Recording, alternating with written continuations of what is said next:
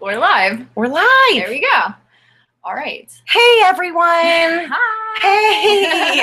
Oh, no one's here yet. I know, but we are recording and it will stream on YouTube.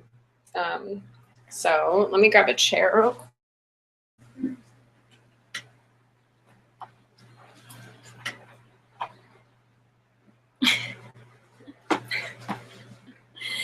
All right. So, do you want to check out what the control room is? Yeah. Let's just see over. Control room. Let's figure out our widgets here. What's the control room? All right. Okay.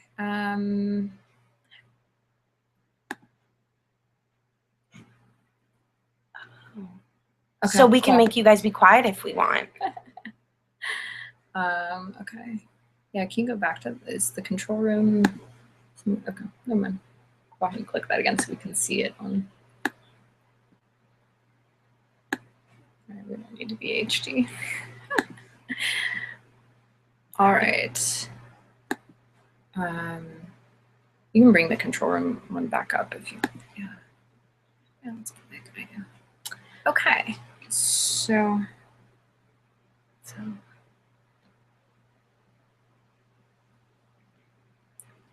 Oops.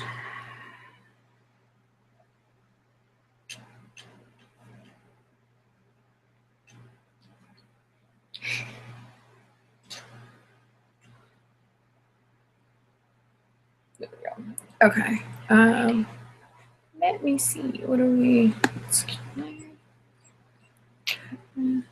Oh, You guys live? We are live. What is it? What is it? See it? I don't get it. I feel like grandma. oh, me too. It's okay. Oh, It's been an interesting one to explain I'm gonna to put this. cool. Yeah. Can we Thank you. control what people see or is the whole thing? The whole thing. Yeah. So. Hello, it's a party. We have apples. And no peanut butter.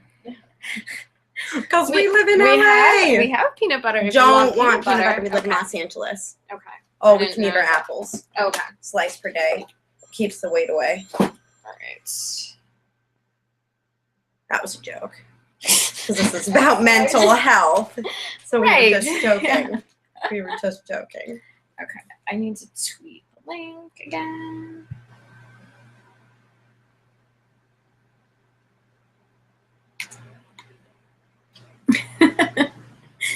I feel like while this is going, it's going to be sort of bad if we are just staring at our phones. I just need to, my brother's updating the website right now, which is super exciting. Yay! All right. I'm watching. You're watching? Screen. Oh. Wait, what's the delay? There's a slight delay. It's like There's a slight delay. All right. oh wow, there's like Right. a big gap of delay. Yeah. Crazy. That's Oh, gnarly. you're I'm You're Logged just- on so right? interesting. Geeking out on this stupid thing. I know. Well, that's why I thought it was cool. Is that then people from anywhere can. How are you? Yes. Hi, Hi. Trevor. I'm Ashley. Nice to meet Oh, and you you. can move all of that. Are you in? That's fine. That's just Yeah. trash. Sorry, you can move the humidifier. Oh, Let me okay. try that. Oh my god, I'm sorry. No, no, no. That's fine. I just didn't want the water. Sorry. Oh, got it. What are you doing? Oh, I'm writing names, so keep going in front of me. That's okay. It's because it's a party. Yeah. That's why I wanted kind of a group of people. All right. We are. We are. on We are camera. live. Here, actually, Trevor, can I let you sit in that chair and I'm gonna do some things on. Yeah. Yes. It's all recording. Hi. Hi. I know, talk to We are me. exes in the film. But not in real life. No. Oh my god. That's why we're matching. No. So. So. Should I like? Is there the link on the Facebook that I can like tweet, or how can I Yeah, I tweeted the link to the Google Okay. Hangout at you. Okay. Because then I'll retweet it Yeah. now. Just gotta Hold up. Twitter stuff. Tweet that. Really like Tweet, cool tweet. All right, Claire, tell us technology. about your weekend. Our weekend, my weekend, I went out of town this weekend to prepare for this incredibly exciting event. And I played music, and I decompressed, and now I'm energized and ready. Trevor, how was your weekend? It's great. Oh my goodness. A ghost just came in. It's the Average Girl's Guide to Suicide Ghosts, and if you want to meet him, her, it, we won't tell you what it is. You have to watch this. You have to watch it. You have to join in the So conversation. scruffly He's right so scruffy. now. Not normally like this. Tweet, tweet, Okay. tweet, tweet. We have our Starbucks here, which is very LA. And I don't homebrew my own coffee. We can also thank the people who have already donated We to can. our campaign. We can. Okay, so we are going to go ahead and thank the people who have been kind, incredibly kind and generous to us already on Seed&Spark. But we're just going to take a second to get all your names correct. Correctamundo. Correctamundo. Oh, here, I can pull it up. We're speaking Spanish. We're speaking English. We do, I know Emily Best and Eric Anderson. Emily Best and Erica Anderson, who are the most incredible women of Seed&Spark. We could just call them Seed and Spark. Like one's name is Seed and one's name is Spark. Absolutely. Absolutely. Thank you guys so much. You I'm guys gonna are add. so Wait, helpful. I want to just add one more so. So another so to all of those so's. Thank you very much. that's Oh my God, incredibly. you guys are at 46:30 now. That's Woo! Hey, We are hey, getting I there. like looking at the little dial move. That That's is fun. awesome. Thank you for. Yeah, actually, if you want to give us updates now and then, because I'm not always. Yeah. Oh, wow. Past the hour. Really? Yeah. Oh my gosh. We're very grateful. We're just bringing up There's so many seeds. for And they us are to spark. sparking. They are sparking. Us a spark. We are feeling spark. Okay, here we go. Wow. Okay. Sandra Nicole's Schwartz. Thank you so much. That's my mom. Hi, Mom. Hi, Mom. Hi, Mom. And my dad. I know Dad is part of it too. Mom and Dad. Mom and Dad. Scotty Arnold, we are incredibly grateful for your contribution. Do you think it's Yeah. Arnold or Arnold? Arnold. Arnold. Scotty Arnold. Scotty Arnold's a good Arnold. friend of mine. Oh, Arnold. nice. But I like it. You kind of did like this cool like Yeah. accent, made it really like fancy. Like Yeah. Scotty Arnold. Scotty Arnold. Scotty Arnold, thank you So Scotty, we appreciate it. so much. You We're da gonna- bomb. You da bomb. No worries. Shell. Shell. Is that Shell Steven? Do you know Shell Shell Steven. Steven? Come say I thank think you. So, yeah. Oh, cool. Yes, Shell. We're part of Film Fatales together. Thank you. Thank Go you so Film much. Fatales, Film Film Fatales Fatales. It's a group of female filmmakers in LA, New York. There's chapters all around the world now, which is super exciting. Jeez, that's So, incredible. and that's part of why we're using the hashtag Women in Film, because Wonderful. we've got a bunch of women in this film. Got a bunch of women and we got a man too. And I'm a Yeah. boy. In case you guys couldn't tell, but thank you, Shell. That's incredibly, incredibly helpful, and we're very grateful. And Crystal Alof, we know how to say that name. Thank you, Crystal. We love Crystal. Yeah. She's so The incredibly Schwartz- supportive of this Schwartz film, and we're University. so incredibly grateful. Right. Now we're back to saying hello. We're back. Oh. Oh, Oh. What's oh. going on? Just trying to find ourselves. I don't know if any of that was. There. Here we There you go. are. We're back in action. We are back with the Crazy. So are they, okay, so we've got some people watching. Are they able to send questions or like? Yeah, they can send questions. There's Here? a Q&A. Yeah, I know if you go, let's see. Ooh. What you don't know is that we're also Magicians. going to be shaving ourselves during this conversation, apparently, because Trevor's checking out that scrub. Yeah, no, I'll be shaving tomorrow. Tomorrow. Mhm. Look at all these tweeters. Yeah, people can tweet questions at us too. Yeah, do you want to give your Twitter's handlers? Yeah, the Twitter handle is TAGGTS with an underscore. Underscore. TAGGTS without a lisp, unless you're me, underscore. Tweet at us. I'm actually going to. Sorry, I'm not good at this right now. Everyone knows that men can't multitask, right? So this is.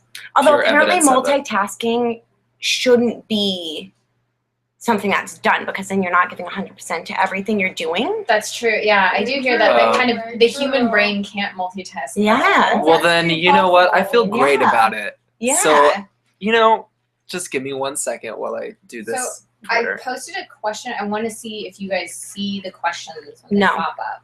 We don't. Okay. Oh. There's a sidebar thing for.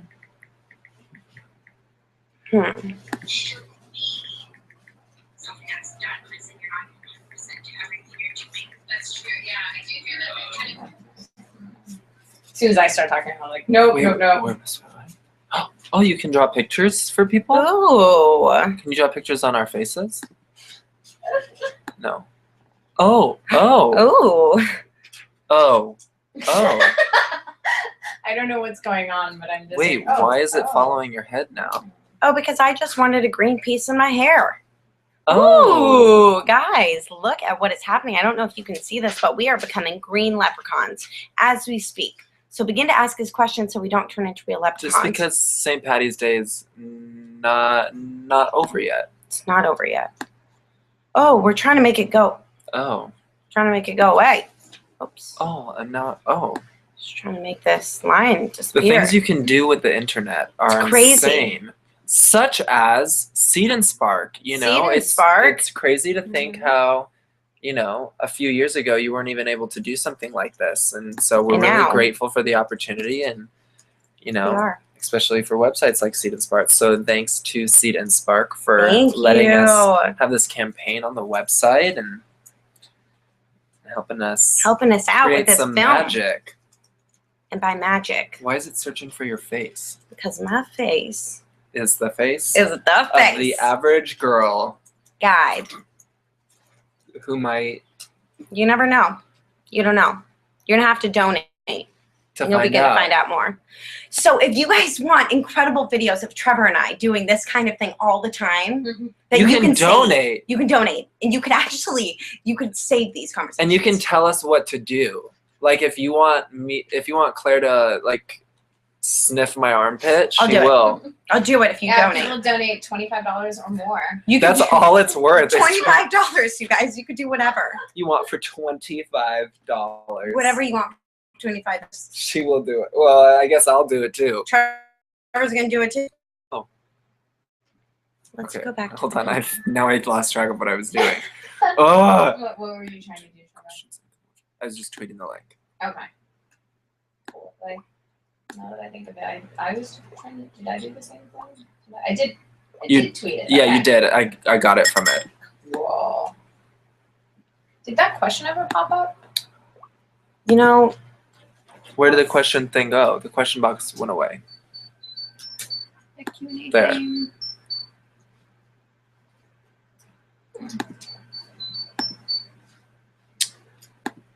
That's weird. I wonder if you can. I kind of want to refresh. Oh, that's weird. But yeah, people can tweet questions at us. That's probably the best way to do that. alrighty. Tweet your questions at us. because that will be the best method to get through to our incredibly insightful answers.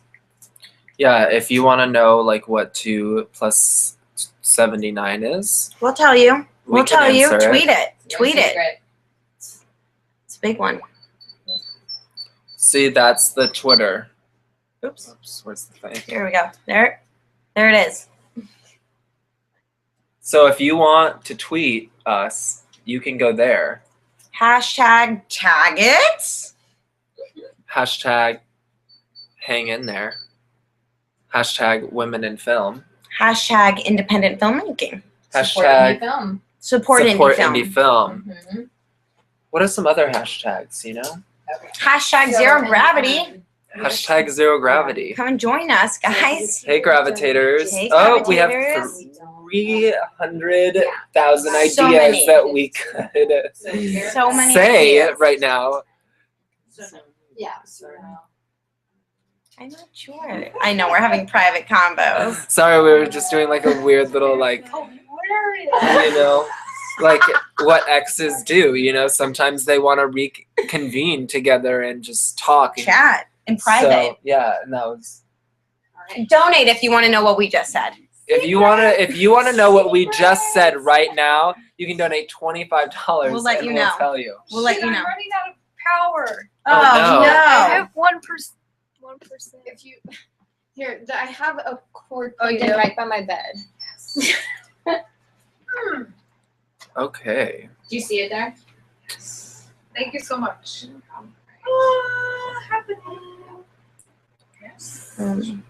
My cat scratched me, just so everyone knows, last night, and it Oh, and you know what? looks like a bad scratch.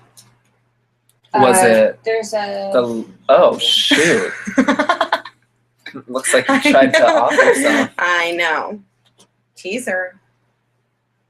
So, My cat has already donated, guys. What? My cat has donated to the film. Aw. this is a Sharpie. The American Foundation for Suicide Prevention today is doing a thing about knowing the 5 signs of if people. Oh God, this is not the link I'm looking for. Hold on, I'm gonna find it. That was a false warning. I was gonna say something really great. We're coming up with something really great to say. Just give us a second. It takes a little thought. Well, I want to get the right link because Is this TAGGT? Ooh. TAGGTS. Which are you Ooh. asking? The hashtag or the Ooh. handle? Handle for Twitter. Is Smooth. TAGGTS Smooth. underscore. Do you guys want to see some black and white? I like this. Let's leave this for This is a bit. little classy, you know, like, This is a little classy in case you were feeling like contributing through black and white. yeah, So this is what film was. a while ago. And it still can be if you've seen recent movies like Nebraska. Nebraska, The Artist. The Artist. Will you guys take a look at this? Yeah. Which was actually my first job when I moved to Los Angeles. I worked on that. I'll redo it. She was an artist. I was an artist. So we're just looking something up. Okay. Fun fact. Trevor's going to share this fun fact. Well, it's not a fun fact. This is an incredibly important fact that Trevor's about to share with you right now. Nearly 1 in every 5 people, or 42.5 million American adults, has a diagnosable mental health condition. Half of all lifetime cases are mental disorders that begin by the age of 14. 1 in every 5 people. I hope that you know. At least 5 people. Because if you do, then you probably know someone with some kind of mental illness. I'm getting a phone call. Sorry. So that was one of our facts to fill you guys in on. And if you know someone who does have some kind of mental illness, make sure that you share what this film is going to be about. You know, the more people that know about it, the better, and especially the more people who, you know, can relate to it and, you know, hopefully feel like finally there's someone and a group of people trying to bring to light, you know, something that isn't really talked about a lot. And that's kind of, you know, the whole focus of this film is to make sure that, you know, there's a group of people who haven't been heard who are going to hopefully finally be heard on a larger scale. and have the opportunity to create discussions about it. So if you guys scroll down, there's the 5 signs. Okay. The 5 signs. These are the 5 signs That someone is in emotional pain and might need help. The first is personality change. Now I'm going to read a little bit to you, just a tiny bit about that. Personality changes. You may notice sudden or gradual changes in the way that someone typically behaves. He or she may behave in ways that don't seem to fit the person's values, or the person may just seem different in general. The second sign Is agitation. They seem They seem uncharacteristically angry. Sorry, that was a big word for me. That's a big word. Angry, anxious, agitated, or moody. You may notice the person has more frequent problems controlling his or her temper and seems irritable or unable to calm down. People in more extreme situations of this kind may be unable to sleep or may explode in anger at a minor problem. While this is incredibly serious, and we absolutely recognize that, Trevor and I may do a little example of that at the moment. And this is going to be an example of maybe one of your 15-second videos that you get. And again, we do recognize this is incredibly serious, but this is also a dark comedy. So we're going to combine the two. So, ready, Trevor? Let's just have a normal conversation. Okay. Okay. Hi, Claire. How are you today? Really mad! So that's a small example of a 15-second video that you might be getting. The third sign, the mental My crotch just made a noise. This crotch just made a noise, of a mental disorder is withdrawal. These people withdraw or isolate themselves from other people. Someone who used to be socially engaged may pull away from family and friends and stop taking part in activities he or she used to enjoy. In more severe cases, the person may start failing to make it to work or school. Not to be confused with the behavior of someone who is more introverted. This sign is marked by a change in someone's typical sociability, as when someone pulls away from the social support he or she typically has. And I think this is something that a lot of people do. They shut down, they begin to pull away when they feel like they don't want to open up and have discussions about what they're feeling. And that's what we hope to be able to allow people to converse about through this film. I know I do that all the time. Trevor does do that. So this film is helping him. Me. How do you scroll on the computer? I think we're using a PC, and this is, There are arrow keys also. we are Mac people, and we are using a Uh-oh. PC right now so as to include all types in this conversation. PCs and Macs. Mm-hmm. Okay. And the fourth sign is poor self-care. Like this unshaven beard here. Is it weird that like all of these are relatable? You know what? Looks like we have cast the right guy. It's okay. I read them earlier and I was a little like, These all sound, yeah. Great. Well, hey, Hey guys, I'm here. we Okay. understand. They stop taking care of themselves and may engage in risky behavior. You may notice a change in the person's level of personal care or an act of poor judgment on his or her part. For instance, someone may let his or her personal hygiene deteriorate, or the person may start abusing alcohol or illicit substances to engage in other self-destructive behavior that might alienate loved ones. This one's really serious, and I think it's also really difficult to decipher sometimes when people are doing it sort of as just a means to enjoy and blot things out versus a means to really sort of disappear from their own lives. And that's a hard and difficult balance to decipher. So I think opening up the discussion in an open, supportive way rather than an interrogation or an aggressive sort of way is part of also what we're trying to say here. Hopelessness is the last one. These people seem overcome with hopelessness and overwhelmed by their circumstances. Have you noticed someone who used to be optimistic and now can't find anything to be hopeful about? That person may be suffering from extreme or prolonged grief or feelings of worthlessness or guilt. People in this situation may say that the world would be better off without them, suggesting suicidal thinking.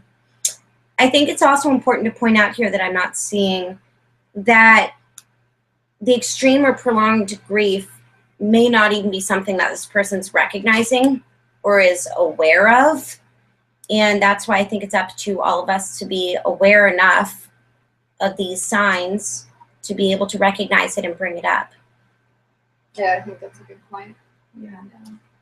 But you have to do it kindly too. Well, kind of. And not, not like shame people for like, Yeah. oh, it seems like why are you're a bummer to be around. Right, yeah. In an open, really supportive way. So these are our signs. And if you want us to do a video about one of those signs, we will do a video.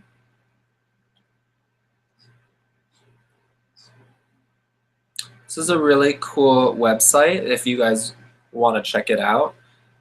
It's called www.changedirection.org. And if you just go under Know the 5 Signs, there's posters and pamphlets and stuff like that too that you're actually able to print out. Which I think is always kind of a cool thing to have. And, I'm much more of a visual person than like an audio person. So I am as well. Artists. Twins. Twin bows. But we're exes, so we're not really twins because that would... Nasty. That's a different kind of mental. It's cool if you're into that, wherever you are. No judgment. Just not with us right now.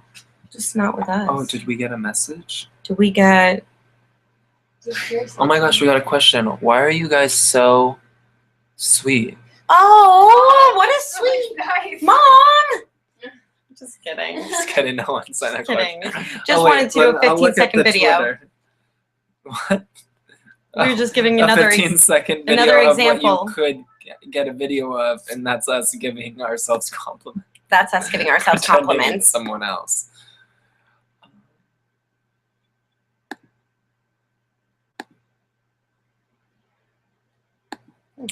Okay, well, do you want to answer a question from one of my gravitators? Absolutely. Amber would like to know, what will you guys learn from being on this set? Ooh, I like that question. What will we learn from being on this set?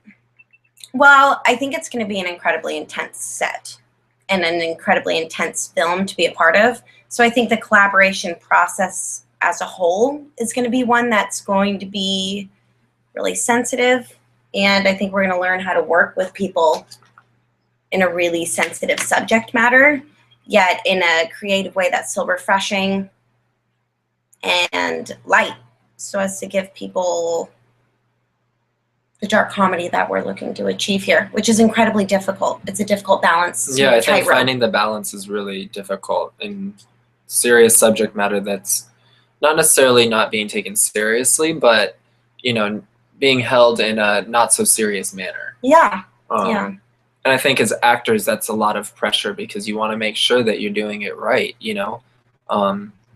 because it is a subject that so many people relate to, but don't necessarily identify with because they don't want to identify with it.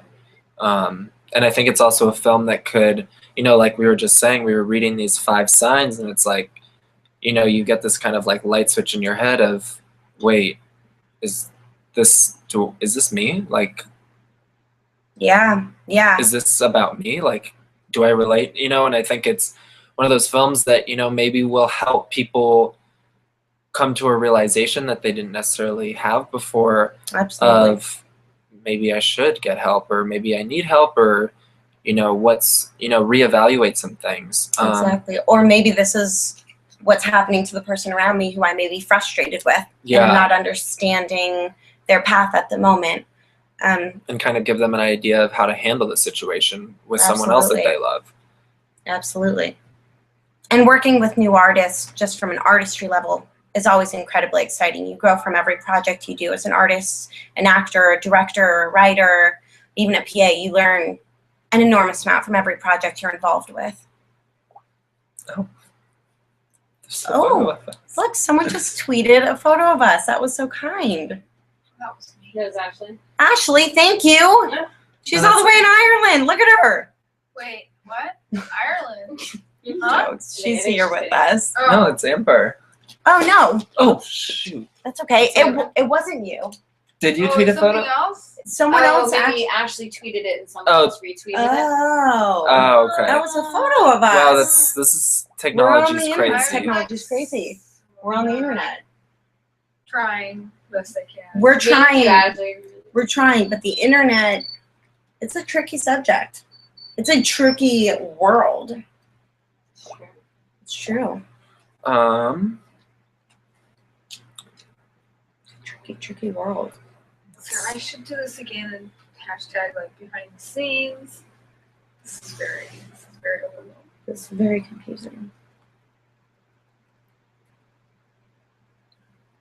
All right. Have we gone over like what? I actually don't think we've done a real synopsis of the film. No, do you want to come and do that? Yeah, do you want I'm kids? doing the Oh. thank yous. If, Oh. maybe could you Oh. run through the short synopsis? Absolutely. Yeah. Short synopsis of the film. Okay, I'm going to try and make this quick and speedy. So, Sarah, a young woman,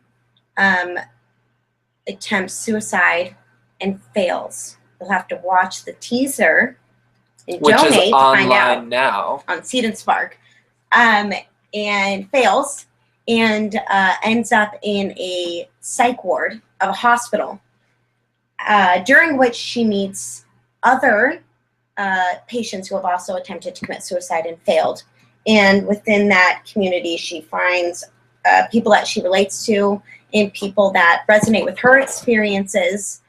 And she finally finds genuine connections through that and has to decide whether or not she still wants to end her life or find a way to live a life that she feels proud of and happy with. And happy is a tough word, but that's part of it. There's our synopsis. Whoa. Whoa. Although if you're a visual person like we are, then go on Seed&Spark and watch it for yourself. Couldn't Oh, read here's about a it. question. Do you have any advice for those who are going through suicide, whether it may be directly or through a close friend or family member? Do you have any advice for those who are going through suicide? Okay. I call that depression more so than they're going through suicide. They're attempting, but that's an odd question. I am going to go ahead and say open the discussion. Open the discussion because it's very hard to open the discussion if you're the one going through it. So open the discussion in a way that allows the person to feel supported and not antagonized, but in a way that will also allow them to recognize what they're feeling and show them that it's okay to get help. And it's nothing to be ashamed of or embarrassed about, and they're not isolated and they're not alone. And there's a community, a huge community of people who are also experiencing this. So and that's what we're trying to do with this film. That's exactly what we're trying to do with this film. So thank you for that question. We really, really, really, really appreciate any questions. Yeah, send more questions, whoever is watching out there.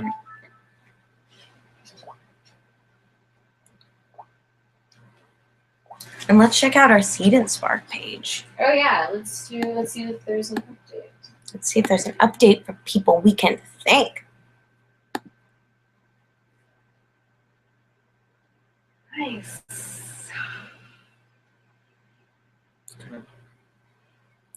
Oh, we have a question. We have a question Is there for Trevor Dow. is there anything you can tell us about the film? Well, Well, I don't let's know. see. Tell us something. Tell us something that makes you excited about being part of this project. How about that? I guess what makes me the most excited and kind of what I talked to Gene about when first signing on was, this is a film that for me, I can relate to in my own life, but then also since being a part of Zero Gravity, which if you don't know, I'm in a boy band pop group called Zero Gravity. They're And, amazing. Thanks. And a lot of our fans, which call themselves gravitators, you know, I talk to them a lot, and a lot of them have talked about this issue, and, you know, whether they've gone through it or they know someone going through it, you know, like, this issue is so much more prevalent than I think anyone really realizes. And, you know, being a part of something that hopefully will help inspire and motivate fans of my band, you know, was so important to me, because I want them to know that, you know, they aren't alone and they can be heard if they want to be heard. And when they're ready to be heard, there will be someone there to listen and help. And so, yeah, I guess that's something about the film that, at least for me, like, and also that I get to act with Claire. That's pretty exciting. Here's a fun fact. We have been acting together since we were 10 years old. I'm not going to tell you how many years that is, but you can guess for yourself. It's only 5. It's only 5. We're still underage. Just a little scruff. Yeah. For the both of us. But yeah, we are. We're incredibly excited to have the opportunity. And thank you, Jean, for casting us both in this incredible project. Because we are... Actually, our high school drama teacher, Mr. Clark Sayer, sent a message this morning. And this is something I guess to talk to you about. Yeah. But we're going to go chat at DP, they would love for us to do a screening once it's all done and have like a Q&A. So we're Dos Pueblos High School. Get ready. Alma mater. Which I think is really cool. And, you know, that's maybe another thing to do with this film is, you know, if there's a way to do screenings at high schools, you know, like, and do some kind of, you know, media tour with that, I think it would be great. And it would be a great outreach, just because I remember in high school, that's when I had my own suicidal thoughts. And I think, me as well. You know, a lot of high schoolers go through that, and even in junior high, I remember that. And so, so hey, Clark, we're excited to... NDP students. Yeah, NDP students, classes of 2000. Oh, Lord, you students of these days. We're excited to kick off our press tour with you guys. How about that? Those Pueblos. To all of our drama teachers. Yeah. In the history of Rick Mokler, Shauna Lynch, Stephen Lovelace, Katie Laris. Wow, so many. Matt Tabble. Tabble.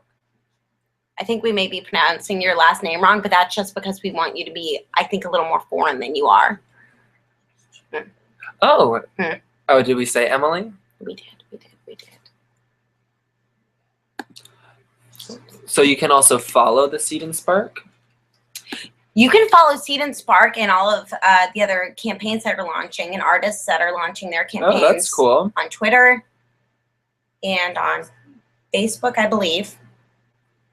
So this is not just about us. This is about artistry and collaboration in general. So go support those films, too, if you find something that you're into.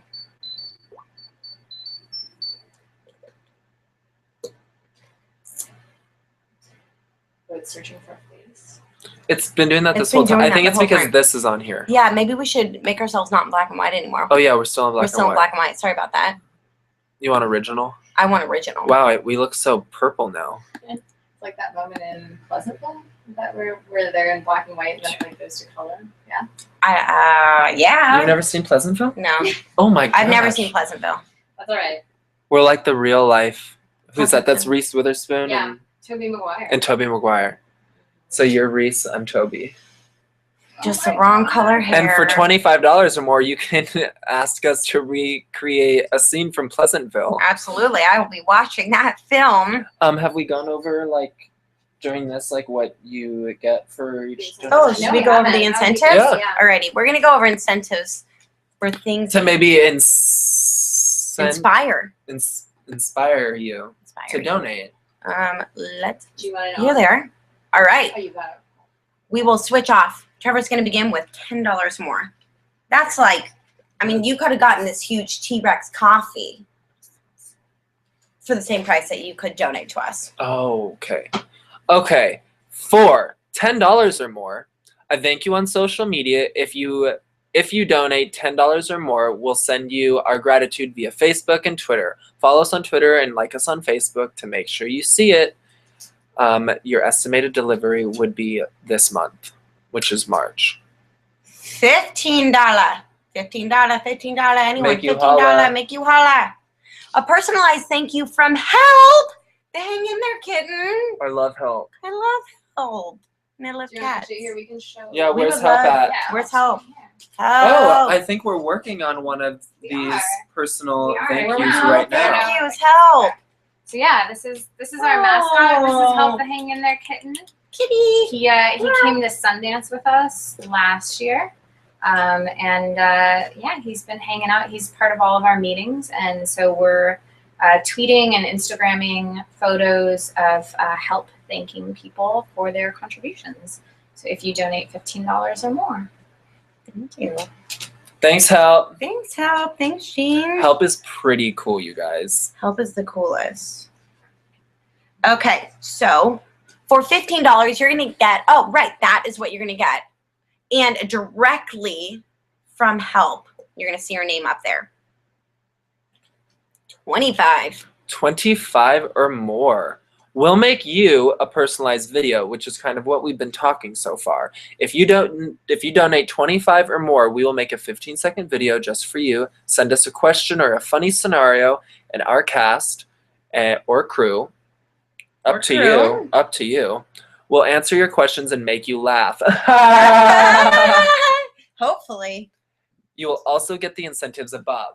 So just so it's clear, like if you were to donate 25 or more or 50, you get whatever is also Before before that. So you'll get a thank you from Help and a video and a Twitter, Facebook shout out. You're going to get so much stuff. $25. I mean, like, I'd rather that than a shirt. Let's be real. Yeah. Apparently, I don't buy very expensive shirts. $50. $50. You get an exclusive access to the not so average girls mixtape videos. Claire and Jean will create 4 videos. That's Jean and I. Me. During the campaign to share some songs that have meaning to us in relation to the film. Music is an important part of the creative process for us. Jean even has a Taggets playlist, Taggets, that she writes to. So donors of $50 or more will have an exclusive access to these videos. Sure. Do you have anything else you want to say about that? No, I think we might have a couple special guests on one of the episodes or two. But Ooh. yeah, I'm really excited to be able to talk to people about the music that inspires both of us. Yeah. No, Music is a huge part of both of our lives. that's, And hopefully a part of yours. it's true. And we'd love to hear what your favorite or what songs are inspiring you when you're either feeling really good or Not so really good. down. Yeah. Yeah. That's true. So let us know because Yeah. maybe they'll end up in one of those videos. Yeah, definitely. Yeah. $75 or more. Now we're getting exciting, guys. This is very exciting. 75 or more gets you a digital download of the movie when it's commercially available. Your mom always told you that patience is a virtue, right? Well, we have a long ways to go to make this movie, but if you donate 75 or more, you are guaranteed to get a digital download of the film, as well as the stuff above. The stuff above. Sorry, we are also tweeting at people as we speak. So that's why we're going up and down with our heads here. $100. Now, this is actually really, really, really cool one. $100 is going to get your name in the Seed and Sparklers, which is what we're calling it, section of the film's end credits. So you in your own category, along with the other folks who have contributed. Sorry, apparently I don't know how to talk today. You will get your name in the end It's credits. Monday. It's Monday. So if you donate 100 or more, your name will appear in a section of the film's end credits exclusively for Seed and Spark donors. And you'll get everything else above. That's pretty cool. So 150 or more, you're going to get 2 VIP tickets to the end of the campaign celebration. And that is going to be very, very, very exciting. But we're going to keep that under wraps. It's like a present that you'll get after Christmas Or Not before? really. Not really. You're just going to come hang out with us, but we're not going to tell you what we're going to do yet. So if you donate 150 or more, you've got two VIP tickets to celebrate the end of the Seed and Spark campaign with our cast and crew, along with everything else above. 250 or more. You want to share that, Trevor? I would love to. A pre-production visit, not including travel or a Google Hangout with the writer, director, and cast member. If you donate 250 or more, you get an insider's look at what it's like to make a movie. Come visit us during the pre-production and hang out with our cast and crew. Or if you can't make it to where we are, we'll hang out with you online via Google Hangout, which is what this is right now. Alrighty. 500 or more. This is really I cool. got that one. Pick a name for a character in the film. No, we are completely serious. We want this to be a collaborative process with our supporters, with other artists, with anyone who resonates with this topic. And we would love for you, if you donate 500 or more, pick a name for the character in the film. You can pick your own name, pick a character after a friend, a family member, or your arch nemesis, which is probably what I would do. Just kidding. It would be my mom, because I love her. It's up to you. $1,000 or more. Trevor. Wait, 1,000 is what we just did? Nope. Oh. Special. Okay, for $1,000 or more, you get a special thanks at the end credits of the film. If you donate $1,000 or more, we owe you a special thanks. Your name will appear in the special thanks section of the film's end credits, and you will have our eternal gratitude. That's a lot. Yeah, eternal is a long Eternals. time. Yeah. And I mean, And a lot. you don't know how long Sarah's going to maybe be around, maybe not. You're going to have to watch the film to find out. So you better hurry up on that. Now, 5,000, you get a patron credit in the film's end credits. If you donate 5,000 or more, you join the patron section of the film's end credits. You are a patron of the arts, and we are immensely, seriously, so immensely grateful for your generosity. But we're not there yet. So we're going to have to wait for that generosity. I'm keeping it inside for right now. And that's your incentives. Those are incentives. Those are your incentives. For pre-production. Pre-production. So I tried to get rid of this, but it just won't. It won't go away.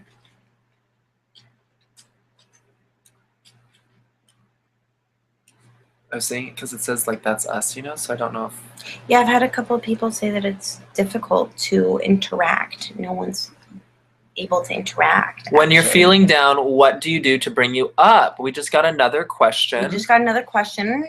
Okay, so From- do you want to wow. do you want to just each answer this? Okay. When you're feeling down, there's even a sad face here. When you're feeling down, what do you do to bring you up? I play music. I'm a musician. I write music, and that's how I figure out why I'm feeling down. That's why I figure out how I can help myself get through it, and that's normally what I do. I'd love to be able to have more conversations about it, but it's difficult to talk about it, and that's hopefully what another thing I'll be able to get out of being in this film is being able to open up a little bit more. And maybe bring that guitar somewhere else. And play those songs for other people. Trevor, what about you? When I'm down, well, I shop. He does. You know what? Whatever I gets your thrift. mojo. I love to thrift. I love to find like a good treasure. He's good at that. I mean that's like a real honest answer, I guess. But also, it's talk to my gravitators because they are just so supportive and so wonderful, and since being cast in this film, their support has been awesome, and so thanks.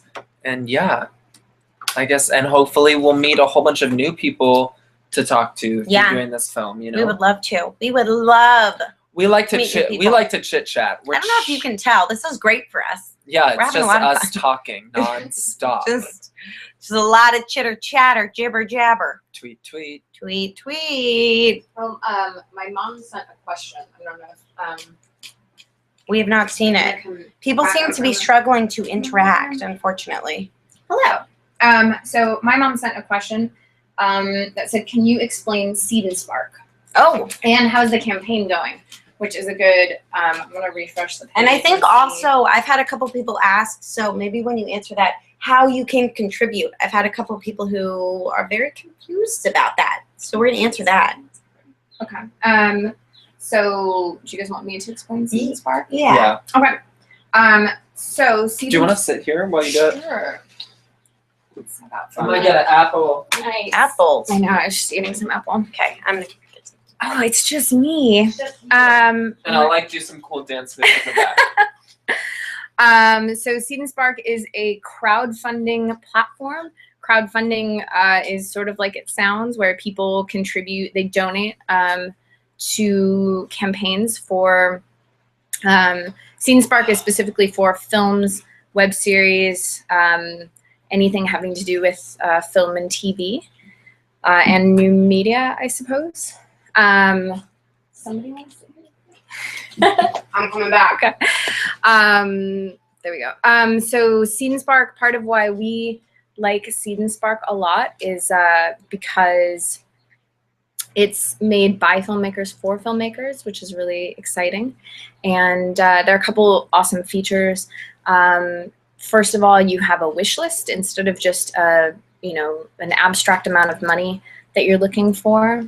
I'm gonna see if I can make this go away. Hold on a second. Eating is good for your mental health. I just interrupted myself. Anyways,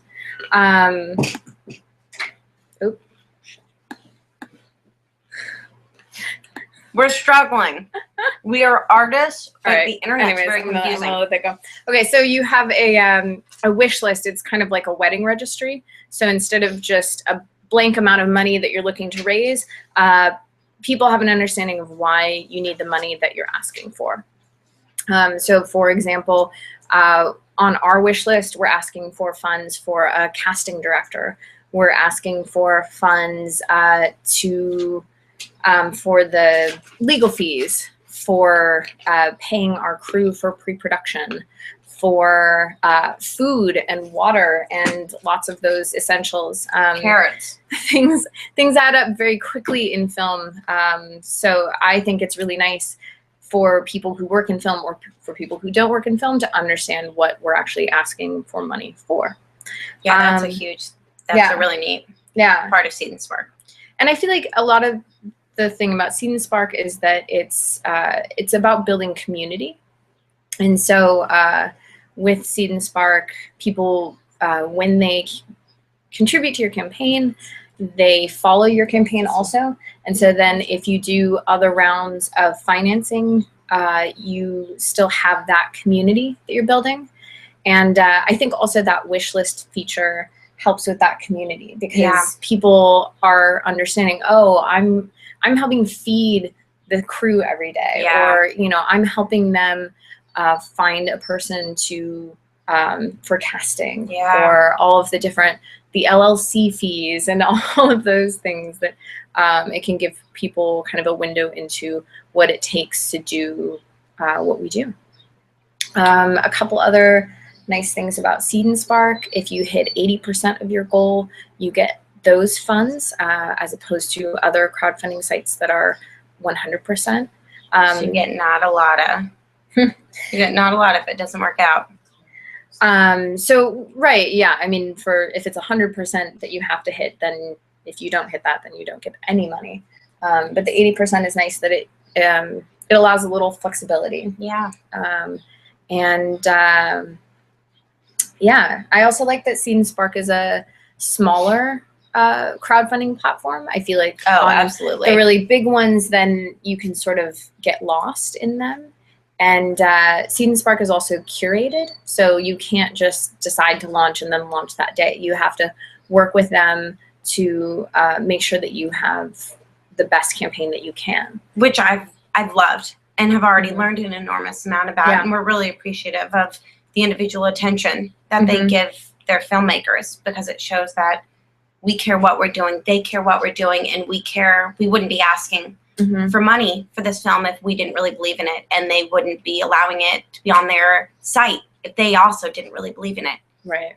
And also, you know, they see these campaigns happen all day long. Absolutely. And so they have a lot of information about what usually works and what doesn't. Right. And so that's really nice, because most people crowdfunding haven't done many campaigns. It's often, you know, it's my first crowdfunding campaign. So there were a lot of things that you don't know. So Yeah. it's nice to have them help out. Absolutely. So, Should we and go to the page and see? Oh, keep going. oh yeah, I was just gonna say Emily Best, who founded Seed&Spark, she's amazing. She's awesome. She's been doing a speaking tour called Crowdfunding for Independence. They also have a bunch of resources online on their website, seedandspark.com. So I definitely recommend, if you are thinking about doing a crowdfunding campaign, if you're interested in it, check out all of their resources. Yeah, do you want to check where we're at? Let's check where we're at. All right.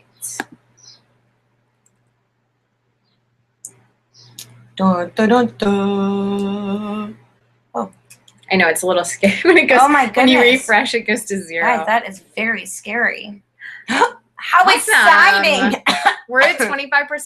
This is very We're at a exciting. quarter. This is Yay! very, very, very, very, very, very exciting. That's awesome. We want to thank Wow.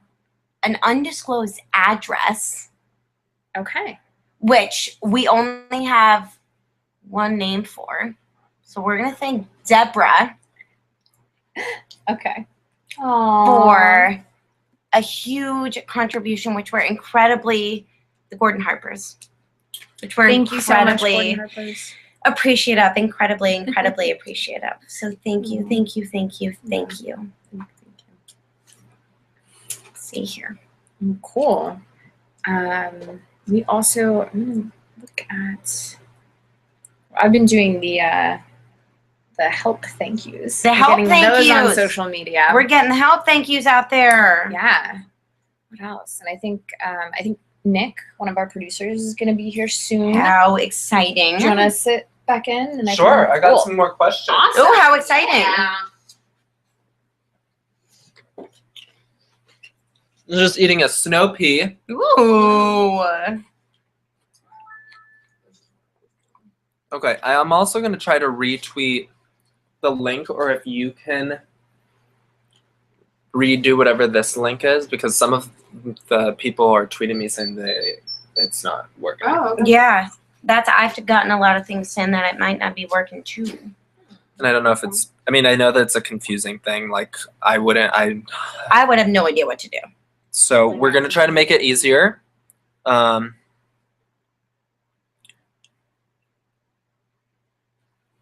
Trevor's got some really new, cool, thrifty shoes. I do. Love us some Adidas. I paid $7 for these. They were brand new. Give me a break. Yeah. He must have been feeling Maybe down. that might be an incentive at some point. Go thrifting with me. Ooh. And you might get some treasures with Trev. Ooh. Okay.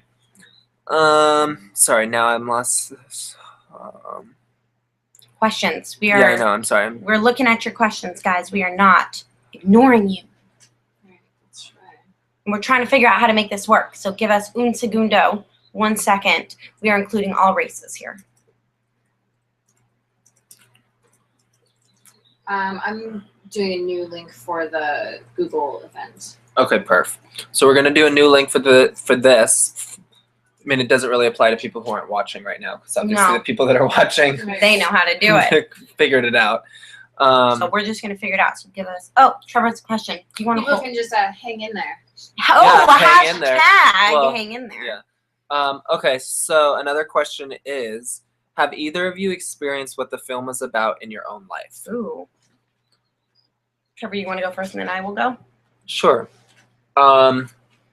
Well, actually, in the trailer, Sarah attempts at killing herself through oh my gosh, what is that Carbon called? monoxide. Yeah, poisoning. carbon monoxide poisoning. And when I was 14, my mom's best friend, his name's Peter Ward, killed himself Wow. doing that exact same thing. Wow. Oh my god. And he was a really great person. And he had given me Lion King tickets at the Pantages. And we were down in LA. He lived in Venice, seeing the Lion King on the day that he committed suicide. And so I was only 14, and I knew him well, but really it was my mom who suffered. And I think for me, watching and kind of being the witness and the crutch for my mom through that whole process is kind of how I'm able to relate the most. That's the audience where Yeah, huge so part of the audience. so in my mind, this is in memory of Peter Ward for me because Wow. and it comes out of nowhere. It really does. And That's a So, very yeah. important point. so there you go, a little something about me. Wow. Thank you for Yay. sharing that. Yeah. That was huge. I didn't know that. True. I'm going to give you a sort of general answer here. I through every artistic piece that I'm involved in, I try and speak truth. And I will be bringing a lot of truth into this piece, probably more truth than I have brought into any other piece. And I resonate with the story. I understand the story.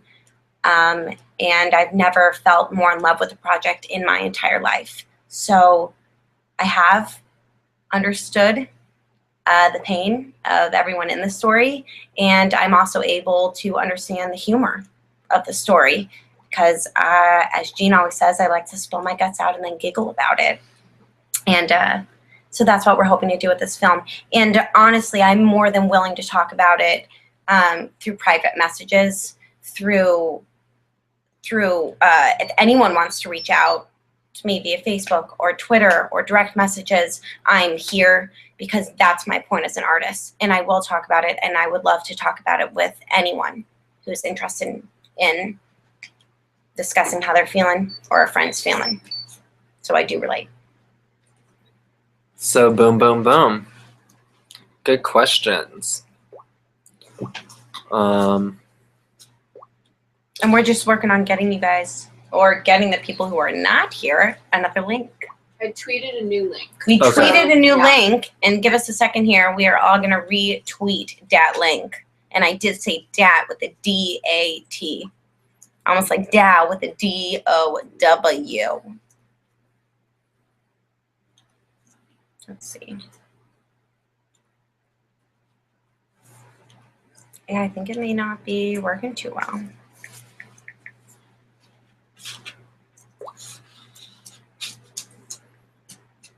See. Google Hangout is very confusing, apparently. Come on, y'all. We just want to hang out with you. We just want to hang. Just want to hang. Okay, here's another question. What's some of our favorite snacks? Ooh, I like that question. It's a nice, fun, lighthearted Yeah. question. You understand the film. Sarah probably loves snacks. I do. And Starbucks. I do. I do. Gotta stay awake.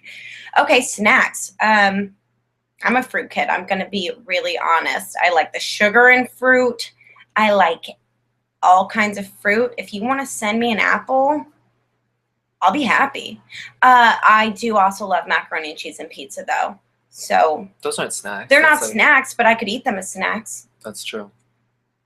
I love pretzel sticks. I'm gonna be honest. Anyone that knows me knows that my favorite I snacks. love pretzels. I love pretzels and cereal. Pretzels and cereal.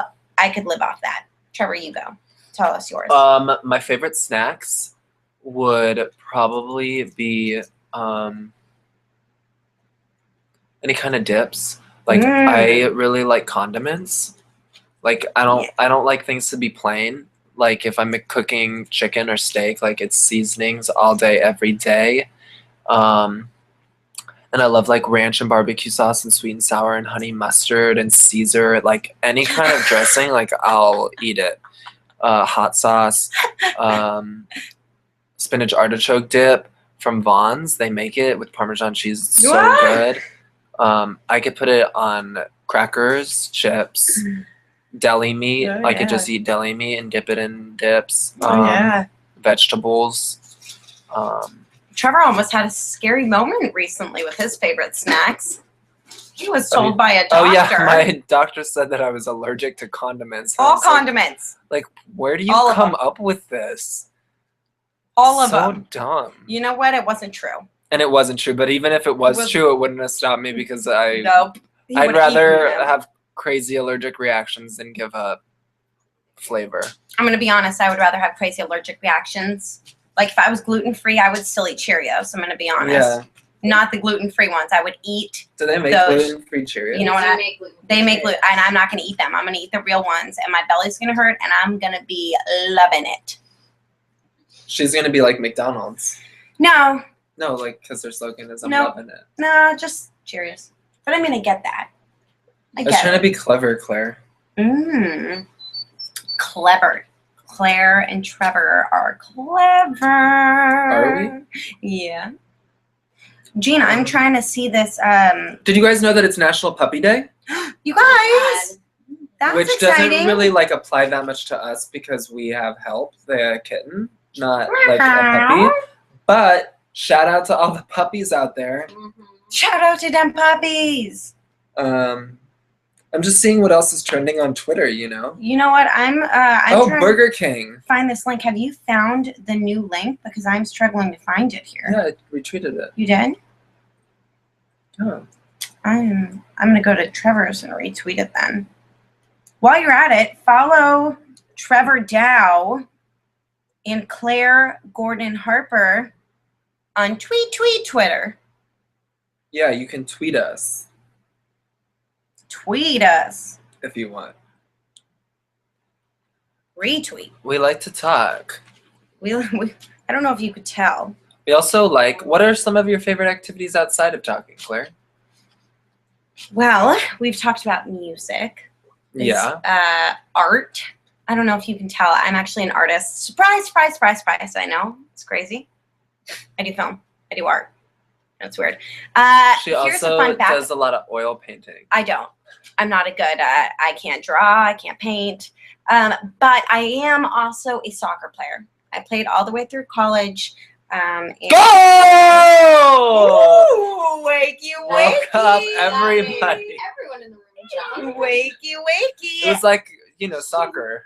Here's why I was a goalkeeper. So that's why Trevor just wanted me to jump and have my reactions really self-aware. I wanted to be really self-aware of my surroundings and my reactions.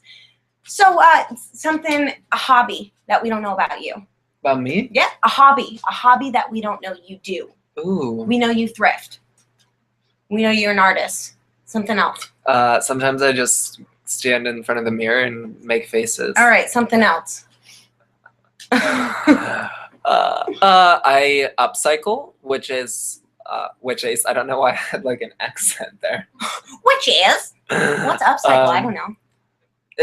Upcycling is just what redesigning clothing is. So like this ties in with thrifting still, I guess. But I mean, That's like I'll really find cool. clothing that people like leave out. I'll wash it, of course. But whether it's clothing, I've upcycled sunglasses, pants, shirts, coats, backpacks, bags, whatever. He's incredible. Just something to keep my hands busy and staying out of trouble.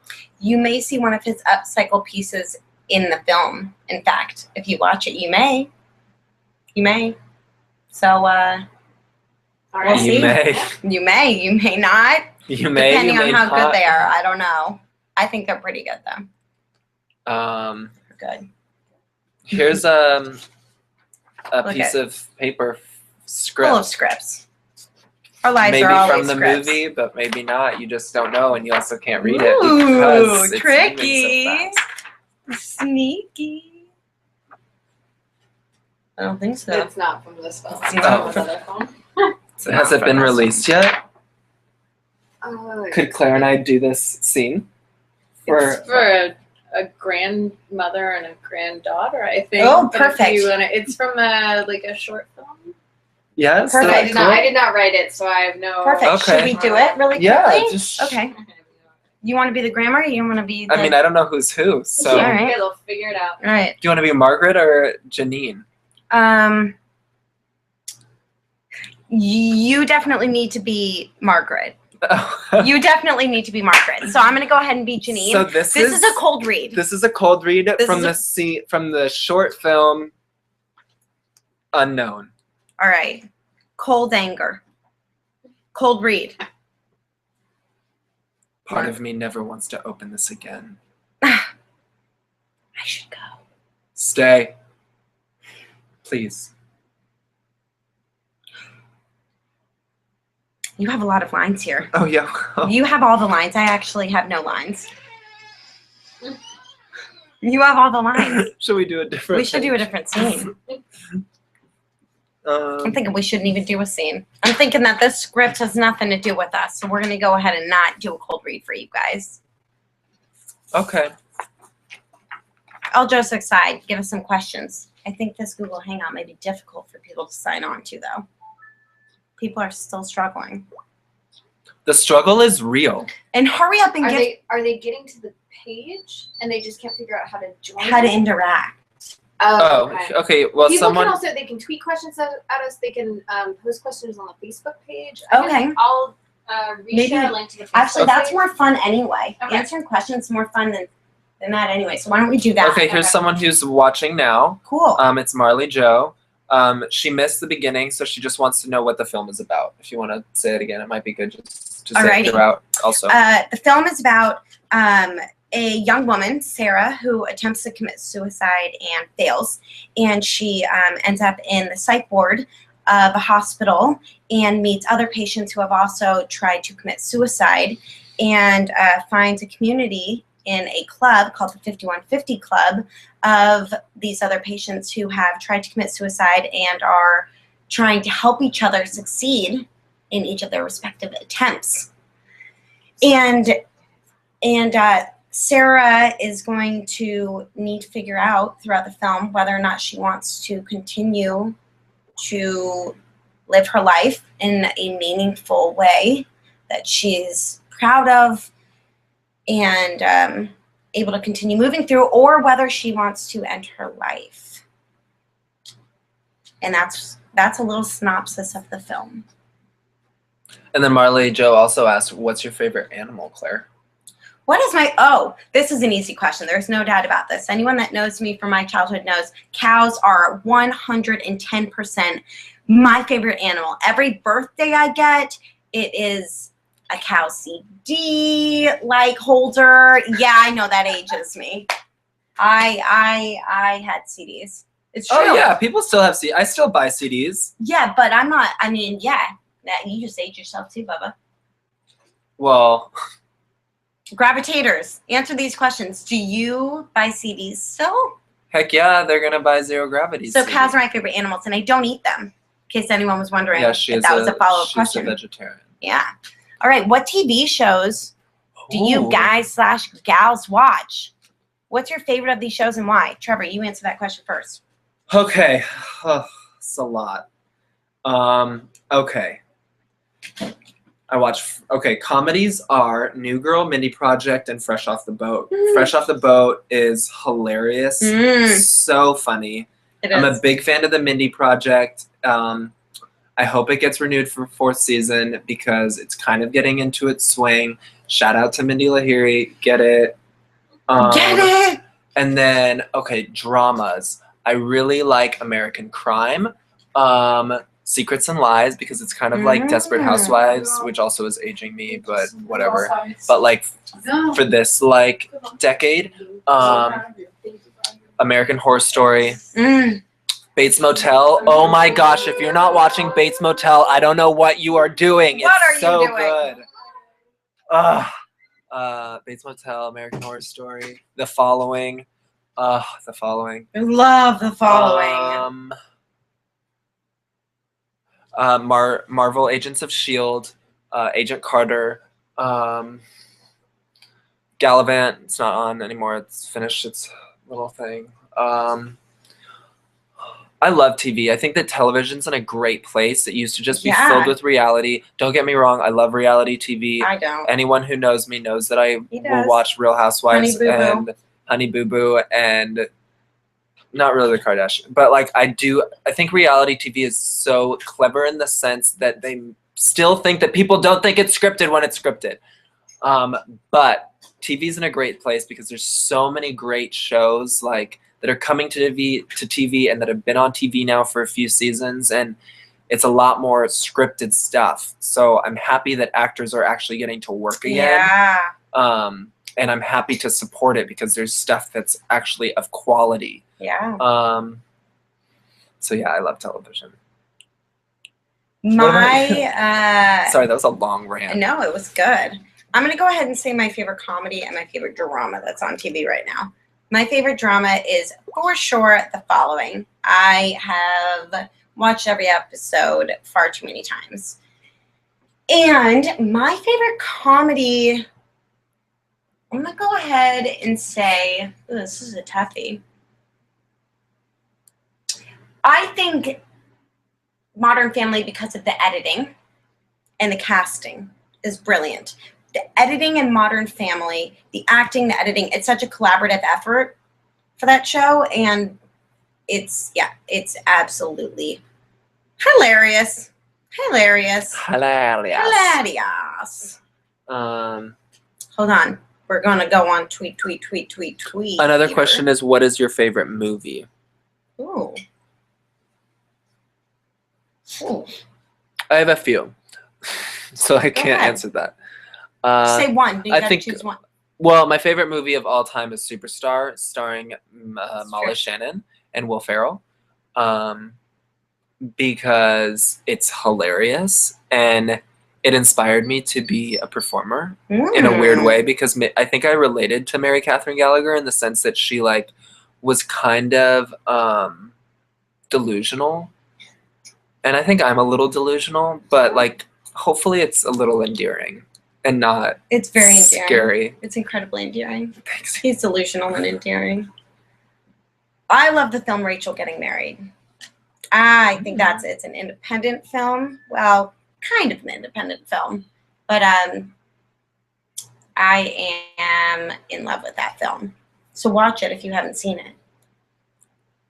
Little Miss Sunshine, I also love Little Miss Sunshine. I'm also going to go ahead and say Juno, and I'm just like rattling off these independent films, although I think we're on a different level of an independent film here, but those are some of my favorites.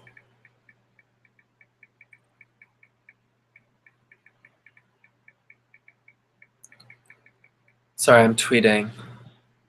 I'm tweeting to Miss Marley, and I just wanted to say thank you for your questions and your support of the film. She said she's definitely going to be watching it and that she can relate to it. Oh, wow. And she is actually one of the main reasons why I did it, 'cause she's someone who talked to me about suicide. Wow. And so I'm happy that you are on board and you support everything that they are doing to make this happen. And we hope to make a film that makes you feel less isolated. Yeah. Maybe. Feel less isolated. Feel like you have a community, because we are your community.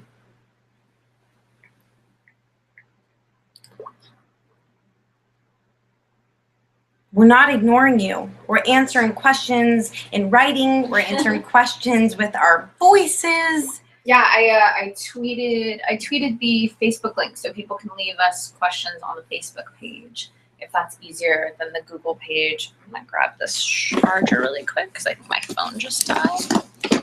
Thank y'all. Did everyone notice Claire's cute hairstyle today? Yeah, you guys, I was feeling kind of crazy, don't feel like showering today. Putting it in an updo. This is me. Monday. Oh, this it's a is ponytail. It's ponytail. I look like a bun. Not a bun.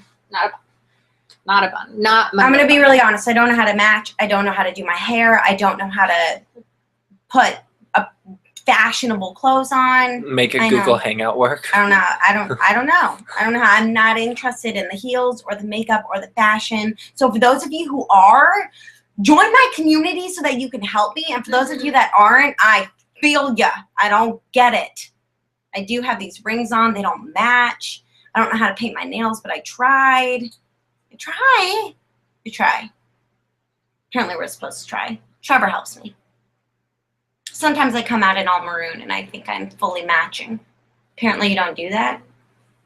Word on the street. I think you can do whatever you want. Shoes, socks, pants. You just Jacket. live your life. Live no life. Oh, look at Trevor's putting a nose on his face. Yeah. I'm just trying to make this go away. I know, I couldn't do that either. Like, You where guys did should it? try refreshing the page. I don't know. Let me see if there's someone else we can thank. Or maybe not. It's just. We're being a little ambitious here. I think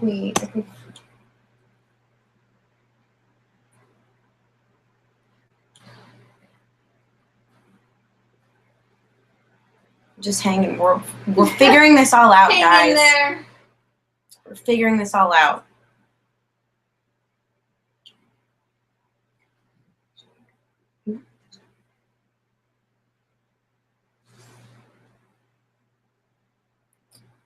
Hang in there. Hashtag. Do you want to maybe talk about where the hang in there stemmed from, or where help came from? Want to talk about where A help little came from? kitty? Sure. I'm gonna be right back. All right, I'm gonna go back so I can see. Ooh.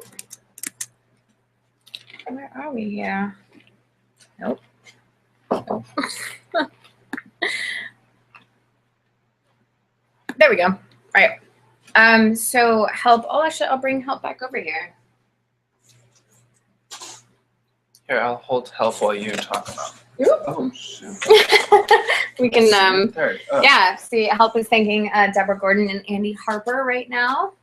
Right, you can put help down. Oh.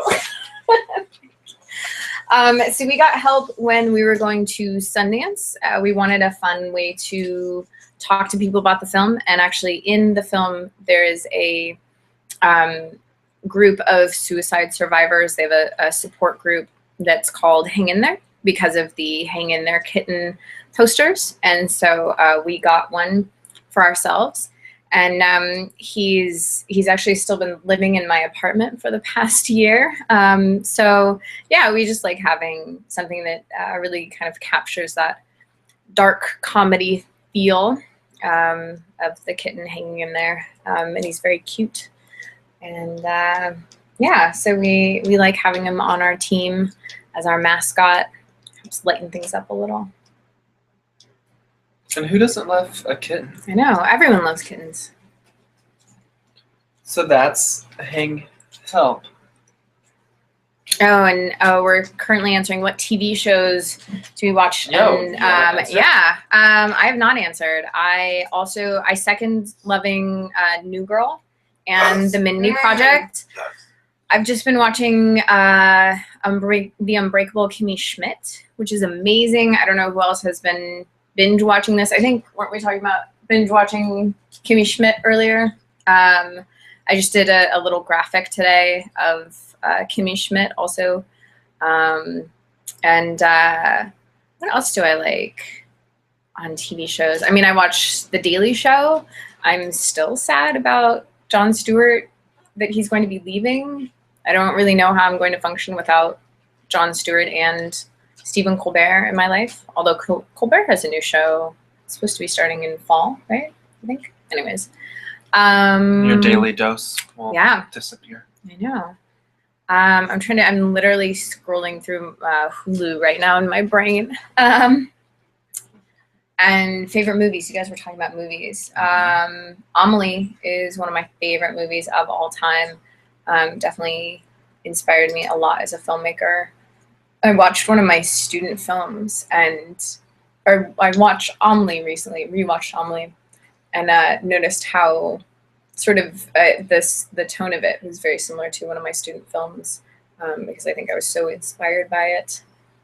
Fight Club. Also, I know that's like kind of the complete opposite end of the spectrum, but Fight Club was another movie that really inspired me as a filmmaker.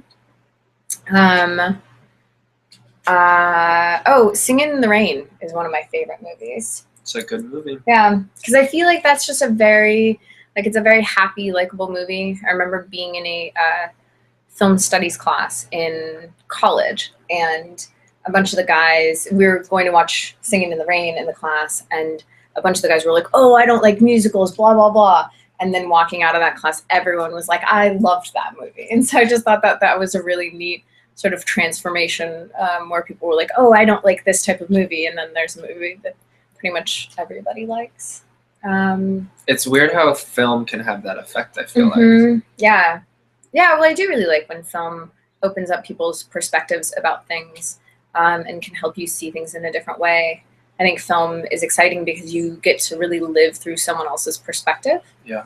And that's part of how you can really see someone else. It's the closest you can get to actually, walking a mile in someone else's shoes. So that's part of why I became a filmmaker. Another movie that's super important in my life and my career is a movie called Brick that was written and directed by Ryan Johnson. It came out in 2006, I think. That was the first movie set that I was ever on, and I did a little behind-the-scenes feature, and I was 17 years old. I was in high school, at the high school that they were shooting at, and it was so amazing to be on set, and I'd been in a video production class, but I'd never really thought about that being something that you could do for a living as a job. And I really loved how a film crew is like a family. That was one of the things that really drew me to film the most, that you spend so much time together and it's so intense. And just that bond, it really, it is like finding your tribe. So, yeah. Trevor's gonna have to go in like a minute. So if you have any last questions, tweet at on Trevor, it. Because I'm gonna check the Facebook page also. Yes, Trying to because jump we also have other projects that we are excited about to share with you guys that are going on. And while you're at it, we would love for you to listen to the podcast through Ryan, and I may not be saying this right, Middledorf. Yep. And his podcast, Silly Pancakes. And we just did a really, really fun podcast with him that we would love for you guys to listen to. And that link is everywhere on Tagit's social media. So check that out. And check out all of his other stuff because he's great. He's really fun. He's really funny. He's also a comedian. So go and see him if he has any shows. Ryan Middledorf. With a name like Silly Pancakes, you're bound to be funny. Gotta be funny and gotta pretty be sweet. You're gonna be the sweetest and the funniest. But it's been real. What's been real? I'm gonna ask you a question. Oh. I'm gonna ask you one more question before you have to go. Okay. Okay. What about acting excites you the most? Because I think it's often easy to forget in this industry why we're in it. And I think it's important for people to know that.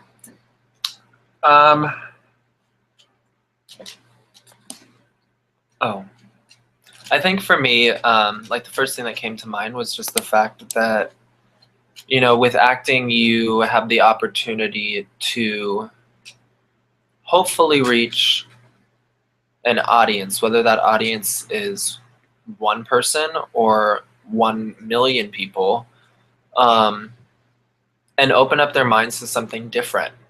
And especially with a film like this that, we've talked about its meaning and, at the heart of it, it's talking about an issue that is not discussed a lot, because those who it relates to don't feel like they can voice their concerns or opinions about it. So for me,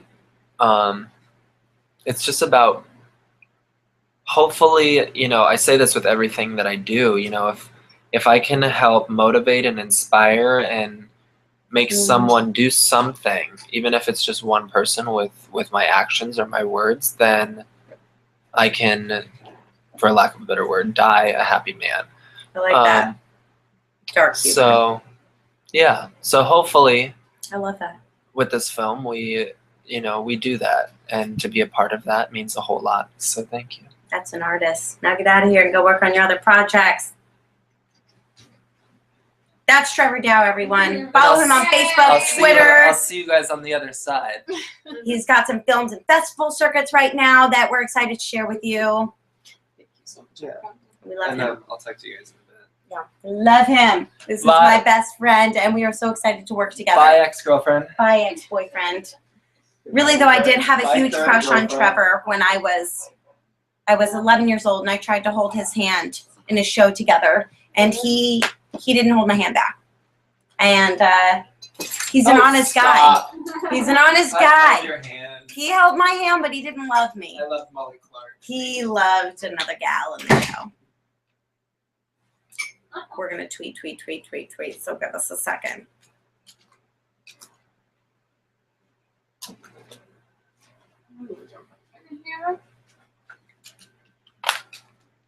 Is it yours? Yes. I'm just gonna put it right there. Maybe. Can we, one of our crew members, one of our PA members is here. Yeah. If Crystal, do you want to jump in? Crystal, sit and chat for a just bit? come and say hi. You could just come and say hi. Crew members are generally a little scared of the camera. This is not their forte. This is Crystal. She's incredibly helpful. She's doing a lot of our art pieces and our help thanks tags. And and this is Crystal. Crystal, what do you love about art? And then we'll let you go. I promise.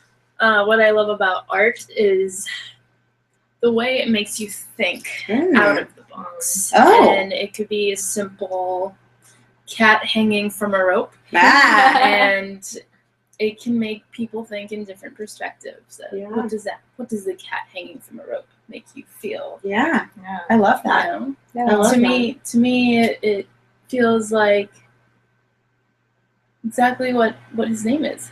Help. Help.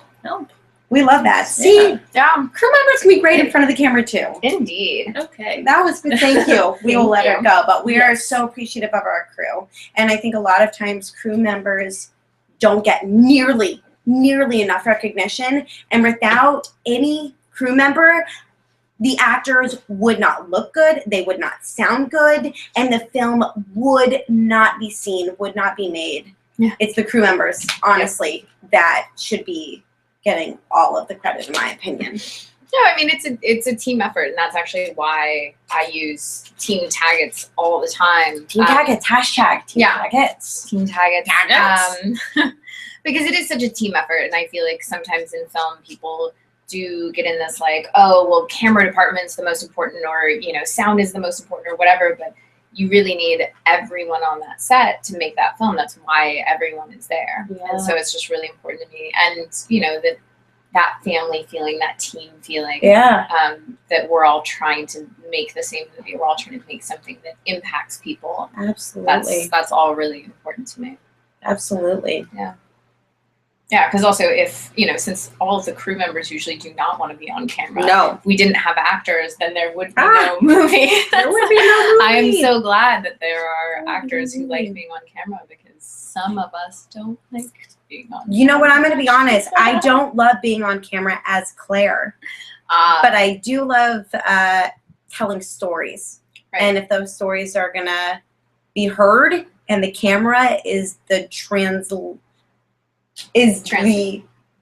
Yeah. Then I'm going to love the camera too. The camera's going to always hear me and then talk to you. That's very true. I'm actually trying to send a thank you to your parents. I love my parents. It's good. I do. love my parents too. I do. I love my parents. So for any of you young teens, Mm-hmm. I was a brat to my mom and dad in my teen years. Oh God, I was too. was a I'm brat. sorry. I'm sorry, mom and dad. Yeah, my parents and I still joke about that. It's amazing that we all survived our teenage years. Oh, yeah. absolutely. Yeah, absolutely. I was angsty. Yep. I was angsty. I know. slammed doors. Yeah. I did. But they're my best friends now. and they're incredibly supportive, and I am beyond appreciative, and seriously, I love them more than anything in the entire world, and I hope that you guys are able to recognize all that your folks do for you as well. Yeah. Because we wouldn't be doing this without them. Oh my God. No. So thank you. Yeah. I'm glad we all survived. We survived! Yeah. And it is, I think even those teenagers are good in some ways as an artist, like to be able to pull from that. It's really tough to go through. And that, I think as an artist, a lot of the things in my life that were the toughest to go through are the most sort of beneficial as an artist. Yeah, absolutely. But it is really hard. I think now I try to have that awareness when I'm going through really tough things where like, this is terrible right now, but this will help me a lot later. But this will make a great song. This will make a great script. Exactly. Yeah. For other people who are also feeling similar. Right. Not for my own catharsis. Although, let's be real, that's what it is. Yeah, because most of art is that pain, suffering, some because a lot of times it's just sort of, it is interesting. It is. But yeah, it is nice when you're feeling a particular way and then you hear a song on the radio that's just like, oh my God, that song gets it. Yeah. Right now. Oh yeah, I get that. I always like to say, we're not curing cancer, but we do get to tell the story. And I think that's really powerful. Yeah. I think that's really powerful and shouldn't be dismissed. Yeah. Well, I know also for me when I've seen movies that, you're like, if you've felt alone in having a certain feeling and then you see a movie that shows a character that's like that and you're like, oh, I'm not the only one because they, there must be even a few other people. And I find that's really helpful. Yeah. I agree. Yeah. I am agreed. It's actually funny. One of sort of almost an odd example of that. Have you seen the movie Drinking Buddies? Oh yeah, I have actually. Yeah. So Olivia Wilde's character in that. I love that movie. Yeah. Joe Swanberg directed that movie. And Olivia Wilde's character, I really liked that she was this grounded, cool chick that had a bunch of guy friends. Yeah. But was not friends with the guys just to try to sleep with them. Oh yeah. She was, she just wanted to hang out with the guys. And I love that. And it's funny because that's a lot of how I am, and I feel like there are almost never movies that really show that. It's either like, either she's a tomboy and she just like she's not pretty at all and they need to like make her over into something that would be appealing to guys, or she's secretly in love with her best friend or whatever. And so it was nice to just be like, oh, that is actually a character that I really I agree. I love that. Yeah. I love that. That's a really neat parallel. Nice. Oh, we have a question from Andrew Gus. Hi, Andrew. Hi, Andrew's Andrew. a friend of mine. What inspired your script? So actually, it's a funny story what inspired the script. It was actually when I was in film school, a friend of mine was telling a story. I don't remember why he was telling this story, but he was telling a story about a man in his hometown who had attempted suicide via shotgun to the face and had not succeeded. And my friends and I that were listening to the story were a little disconcerted about this. And my friend who was telling the story said, what? Every town has one. And that made me think, because I grew up in a fairly small town, and even in my hometown, there are stories of suicide attempts and, failures and successes, unfortunately.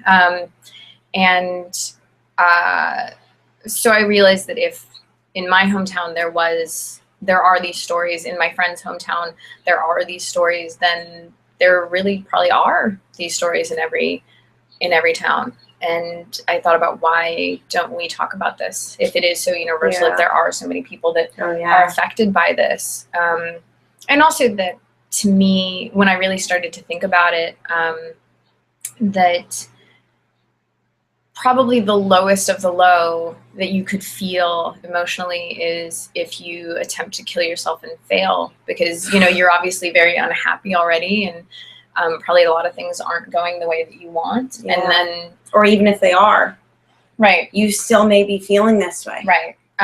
So then if even your attempt to end your life sort of doesn't go as planned, that just seemed like it would be really heartbreaking, but also that people would feel like, oh, you're so lucky to be alive, you should be so grateful, and that could be even harder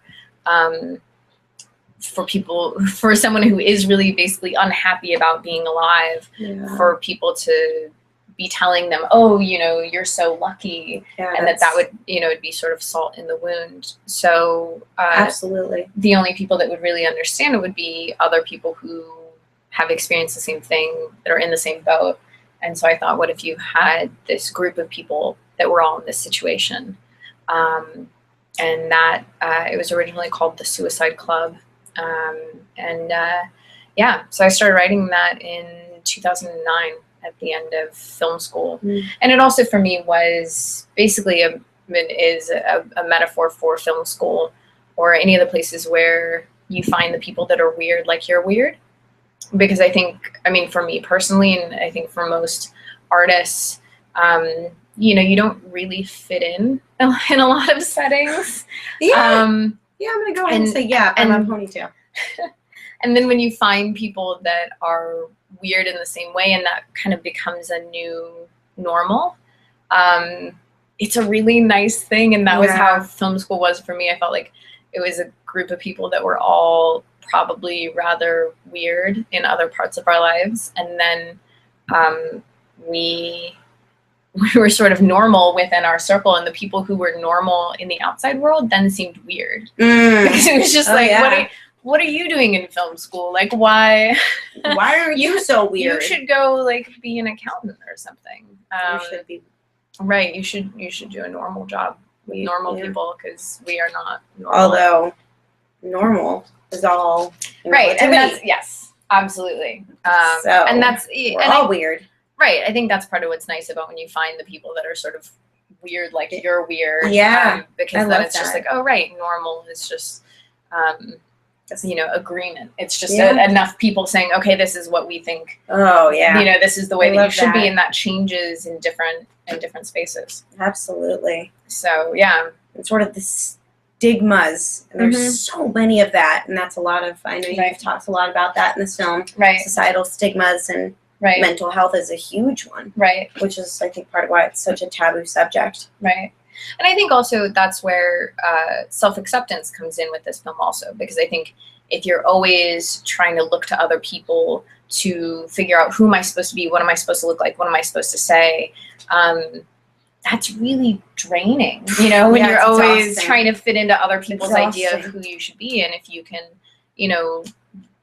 be yourself, believe in yourself, love yourself, no matter what other people are saying or doing, no matter what, room you're in, then that's, it's just a lot more grounded idea of self. And that's what the main character goes through a lot, because she's felt like she has to fit into everyone else's expectations. And so she really hasn't created an idea of what she wants her life to be, who she wants to be.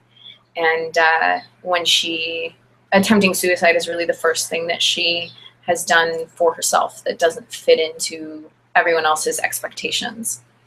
And then she has this space in the hospital to figure out who she wants to be and what she wants her life to be like. And, it also is whether she wants to live or die. But really, she works with a psychologist in the hospital, and their focus is for her to be able to create a life that she wants to live. That, part of why she was unhappy was because she was living this life that was based on what other people wanted for her, or even just her idea of what other people wanted for her, when, probably most people just wanted her to be happy.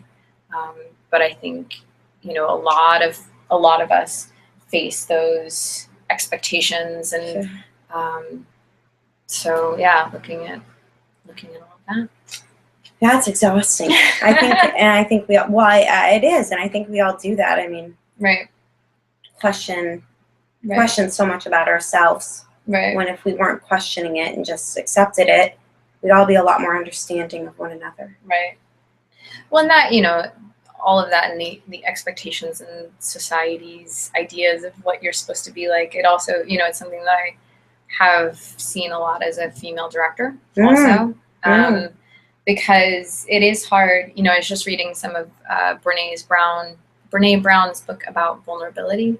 And, society mostly wants women to be very small and quiet and, pretty timid and go with the flow. And as a director, that's kind of the exact opposite of, not necessarily the going with the flow part, but as a director and as a business person, you need to have opinions and you need to be able to state them very clearly and defend those opinions and have discussions with people and not just give in to what other people want or just say, oh, sure, whatever you think is best. And so that's been interesting to even sometimes run into those situations where I kind of feel like, oh my God, am I being bossy? Yeah. Am I being pushy? Yeah. Am I being, and how is that being, what word is that being translated into? Right. Yeah. And some of, in our culture where, if young men are, have a lot of strong opinions and drive, then they're called, they have leadership skills or they're born leaders. And for women, young girls, they are more likely to be called bossy or pushy or, be told that that people won't like that if you are that way. Yeah. I think it's also even with toddlers, we're so quick to call a little girl beautiful. Mm-hmm. Oh gosh, she's so beautiful. She's so sweet. And little boys are always, oh, he's so strong. He's so smart. And that's that. Children remember that. Mm-hmm. And I think that's something that that's a movement that I'd like to see happen. Mm-hmm. Yeah, with young children. Well, there is some of that with the. Did you see the PSA of Like a Girl? I did. Yeah. I did with I thought that was amazing. Yeah, that was incredible. Yeah, that was incredible. Literally made me cry. Yeah, that was beautiful. Yeah, because it is some of that girls are in our culture considered more like weak and girls are strong and yeah. So I am glad, and I think Amy Poehler's Smart Girls does some really good stuff around that. Stuff. Yeah.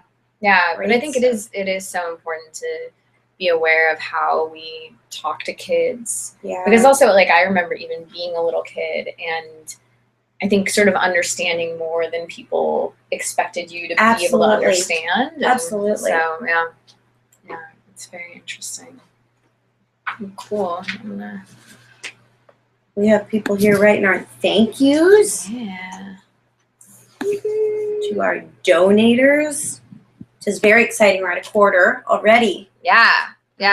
Very exciting. Let's see. Do we have somebody? What else? Let's check the Twitter feed. Yeah, tweet. Yeah.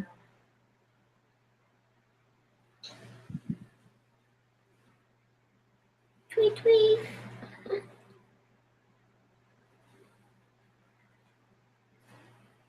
Aww. Tweet.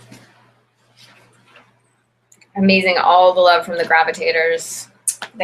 We love the Gravitators. Yeah, they have an amazing fan base. We love them. Yeah, I've been really impressed. Just in the past few days, I've been tweeting back and forth with a lot of them, and so it's really cool. So thank you. Yeah, thank you so much. You guys are Gravitators. Thank you. And we hope you can become. I guess we need to think of something. Yeah, like a name for. Like a name. Do you have any ideas? Oh yeah. Tweet ideas. For. I guess like what our fans would call. Is that fans? Should we say what our I'd like to think. Yeah, our community. Yeah. Our community, what are we going to call them? Yeah. Gravitators. Think of something great because that was brilliant. Yeah, that would be awesome. How about taggers? No. Taggers. No. How about Oh, nice.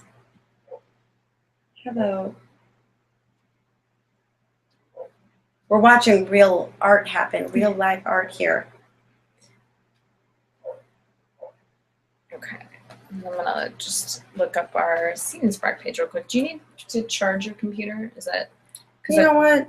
I may need to do that. I have a charger. If I you have want. a charger. Okay.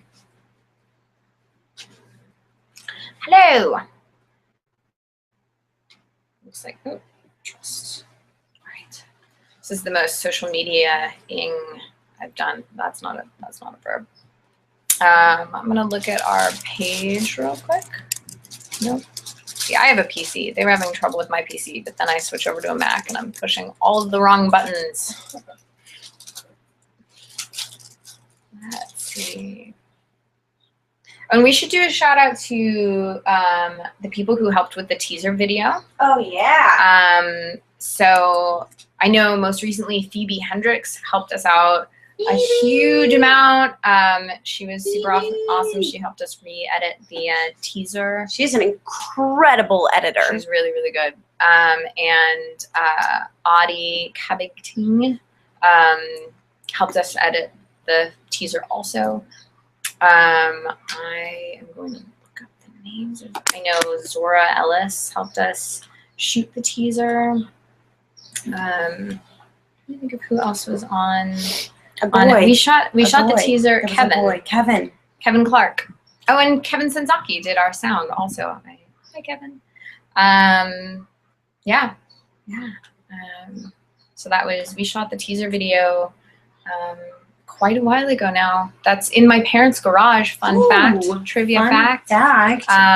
if you can figure out where that garage is, you may be a psychopath. Yeah. Yeah, I hope no one can figure it out from the inside of my parents' garage because that just seems really You never know. creepy. You never know. Stop, I know. This is going to a creepy direction. I know, Yeah. I'm sorry. I'm a dark artist. I really can't throw stones in the dark category. No? No. What? I know that I'm a dark human being. I'll throw stones. I'll throw stones all day long. Give me some stones to throw. Give us some ideas. What do you want to talk about? What do you want to hear? What do you want to ask? I have an answer. I hope I have an answer. If I don't have an answer, I want your answer. We have a suggestion for our community. Okay. From Bridget. Bridget! Redhead. Bridget! Hi! Hi, Bridget! Oh my goodness, how exciting. I love Bridget. So her suggestion is, how about just the average girls? I like that. But yeah. What if we could think of something that was a little more inclusive for the males as well? Right. Yeah. So something. Yeah. But we do love that. I do. That. Yeah. And that's also, the other thing, the videos that we're doing, if people donate $50 or more, we're calling it the Not So Average Girls mixtape video series, because it's going to be us doing it, and hello, we're not exactly super average, but also I will say too, part of why I named it the Average Girl's Guide to Suicide is some to sort of poke fun at the idea of anyone being average.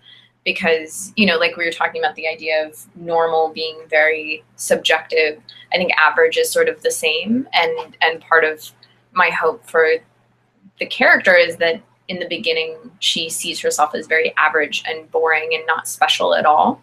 But throughout the film, as she gets to really know herself better and find out who she really is, that she finds that she is special and she is unique, because everyone is special and unique.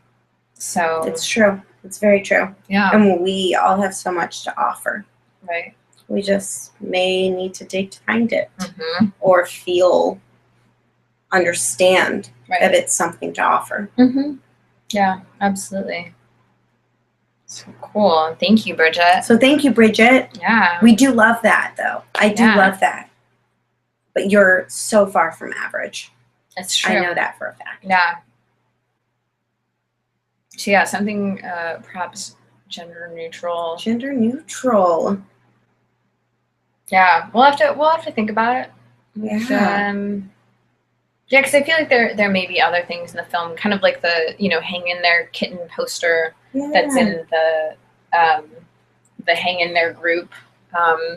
So yeah, other parts of the film that we can. Hangers. No, just a joke. Just a joke. Joke's on me. Joke's on Claire. Nice. How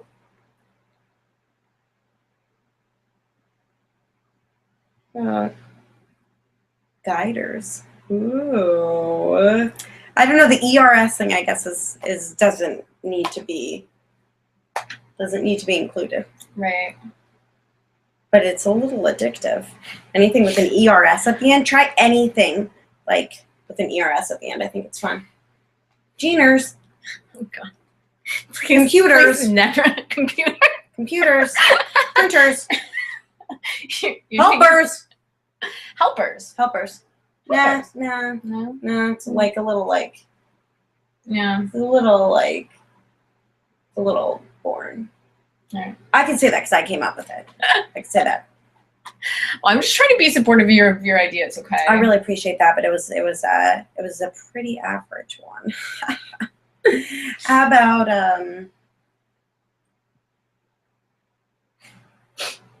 I got nothing just for coming you. up. Yeah. That's why we need you guys. No, I came up with Bridget? offers. Bridget. Yeah, Bridget. back. Bridget is watching live. Bridget, Really we appreciate love you watching. Where are you in NorCal, Bridget? Yeah, I don't even know I'm that. very curious. Let us know. I lived in Northern California for a while. I lived in, actually, a couple times I've now lived Yeah? in Northern Where? California. I lived in Palo Alto. Oh, for a few years, actually. James Franco. Did you see James Franco? His brother, Davey Franco, was the same year as I was at Palo Alto High School. I don't know very personally, exciting. but That's I like yeah. that.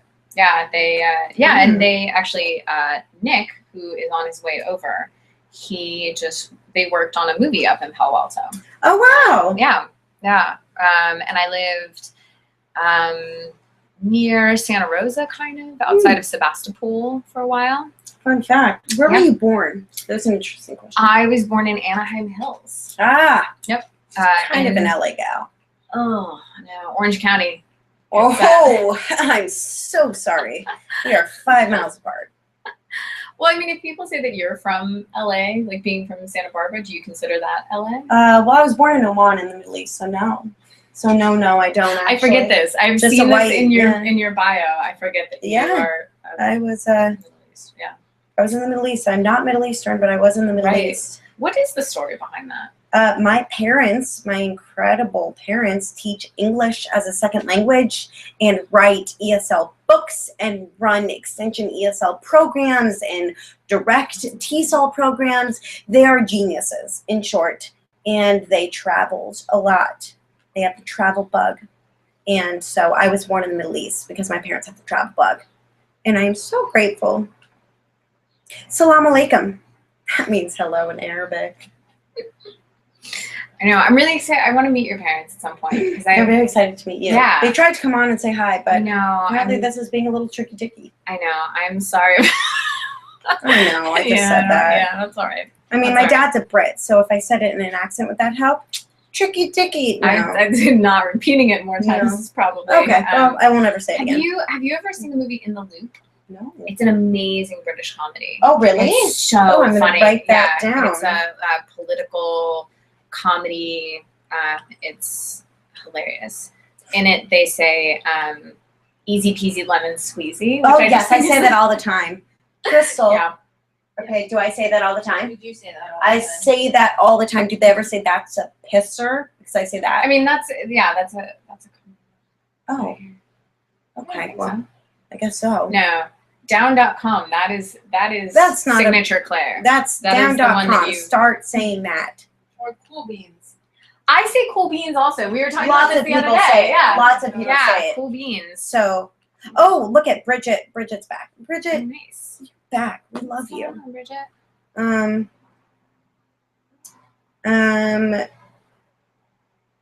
Oh, you moved to the Central Valley. Oh, you should come Nice. visit us on set one day if you donate. Awesomely average hoppers. I'm guessing hopers. Hopers. Maybe 'cause Jeez, it's about that's like very. hope. Oh, I like that. We are definitely. We're gonna write that one down. I like that Yeah. one right there. That's gonna be on our list of our top 5. Yeah. We are writing it down. Oh no, you guys! The average girl's guide to not even being able to write a list. Now, how am I Oh feeling my right God. now? Is there anyone else that can't even write a list? Because I am one of those people. My job. Oh, I'm right look here, at back our up. PA is here. Look, our PA is here. Crystal, say hi. She's here with everything we need. Here you go. Oh, are you joking me? Follow Crystal Aloff on everything. She is a teacher. We have a teacher with us. I know. And that's huge, an educator. I was really impressed that on the help thank you things, she put a comma after the thank you. So it's thank you and then the person's name. Oh. And there's supposed to be a comma there. And a lot of people don't do that. And I usually do because I'm a writer I love and a nerd. I love it. But I was like, yep, you're a teacher. She's a I see teacher. that. Grammar nerd. Yeah. We love it though. Yeah. It is I'm- important. I'm such a grammar nerd. Sometimes I correct my own grammar in my journal. I'm not even kidding. I do that too. Oh, I do that too all the time. I scratch. Yeah. I Yeah. do that too. Yeah. And that makes journaling difficult. That is not the point of journaling, but we Right. do it anyway. Right. Yeah.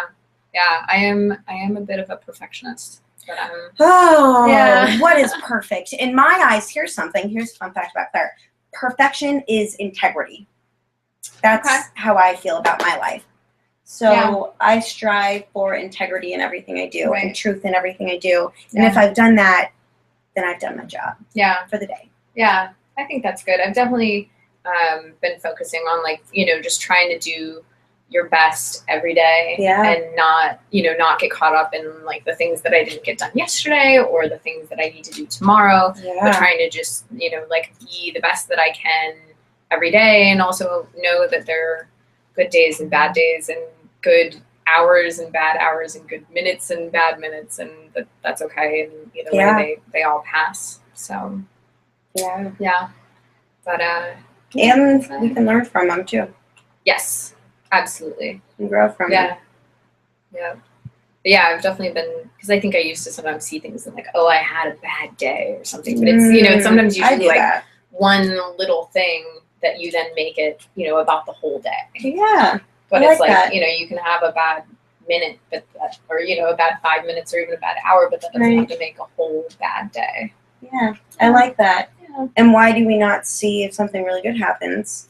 Right. We're so often saying bad day instead of recognizing what may have happened that could have been cool. Right. Even someone you met, Mm-hmm. genuine connection. Right. That makes a good day for me. Right. Yeah. Yeah, but we tend to usually focus on the things that didn't go right in the day, even if there's 10 things that went great that day, but 2 things went wrong. Like my pen didn't work, you guys. My pen, I broke a pen today. But then Crystal was bad day. right there, and she was supporting you She and was. helping. She's always Who's supporting your me. helper? She is the best helper. We have the best crew. Oh my God, We have the best. We're so lucky. so good. I'm checking our Facebook. We are checking everything. We are responding in writing more Right. than we are anything else, I think, because this is apparently is a little tricky. I know. I'm a Sorry, little bummed. Yeah, but That's okay. yeah, it's new technology. We're Fine. trying it. It's nice that people can still connect with us Yeah. via asking questions on here or on Cool beans. Facebook or Twitter, and I think that is a really cool thing about social media. That because I have Sorry, a lot of. guys. I'm not tired. Do you need more of your coffee? Yeah, I'm gonna have some coffee. That there are so many people from around the country and around the world that we can connect with instantaneously. I think Oh, that's God. really exciting. Yeah. Yeah. Oh, absolutely. That's incredibly exciting. Yeah. And adds.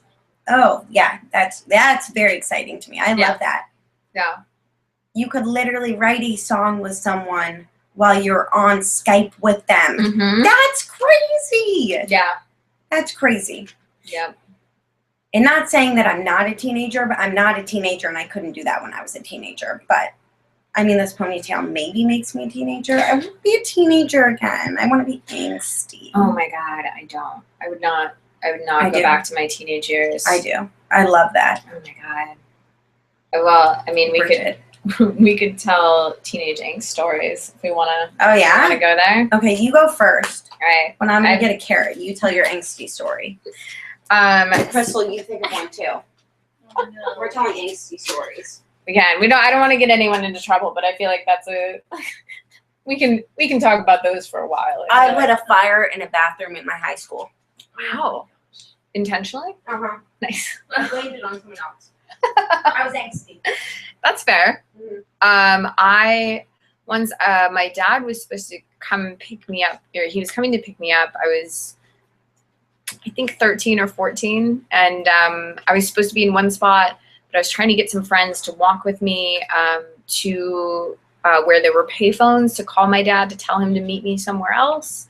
But the payphones were down this really dark, scary alley.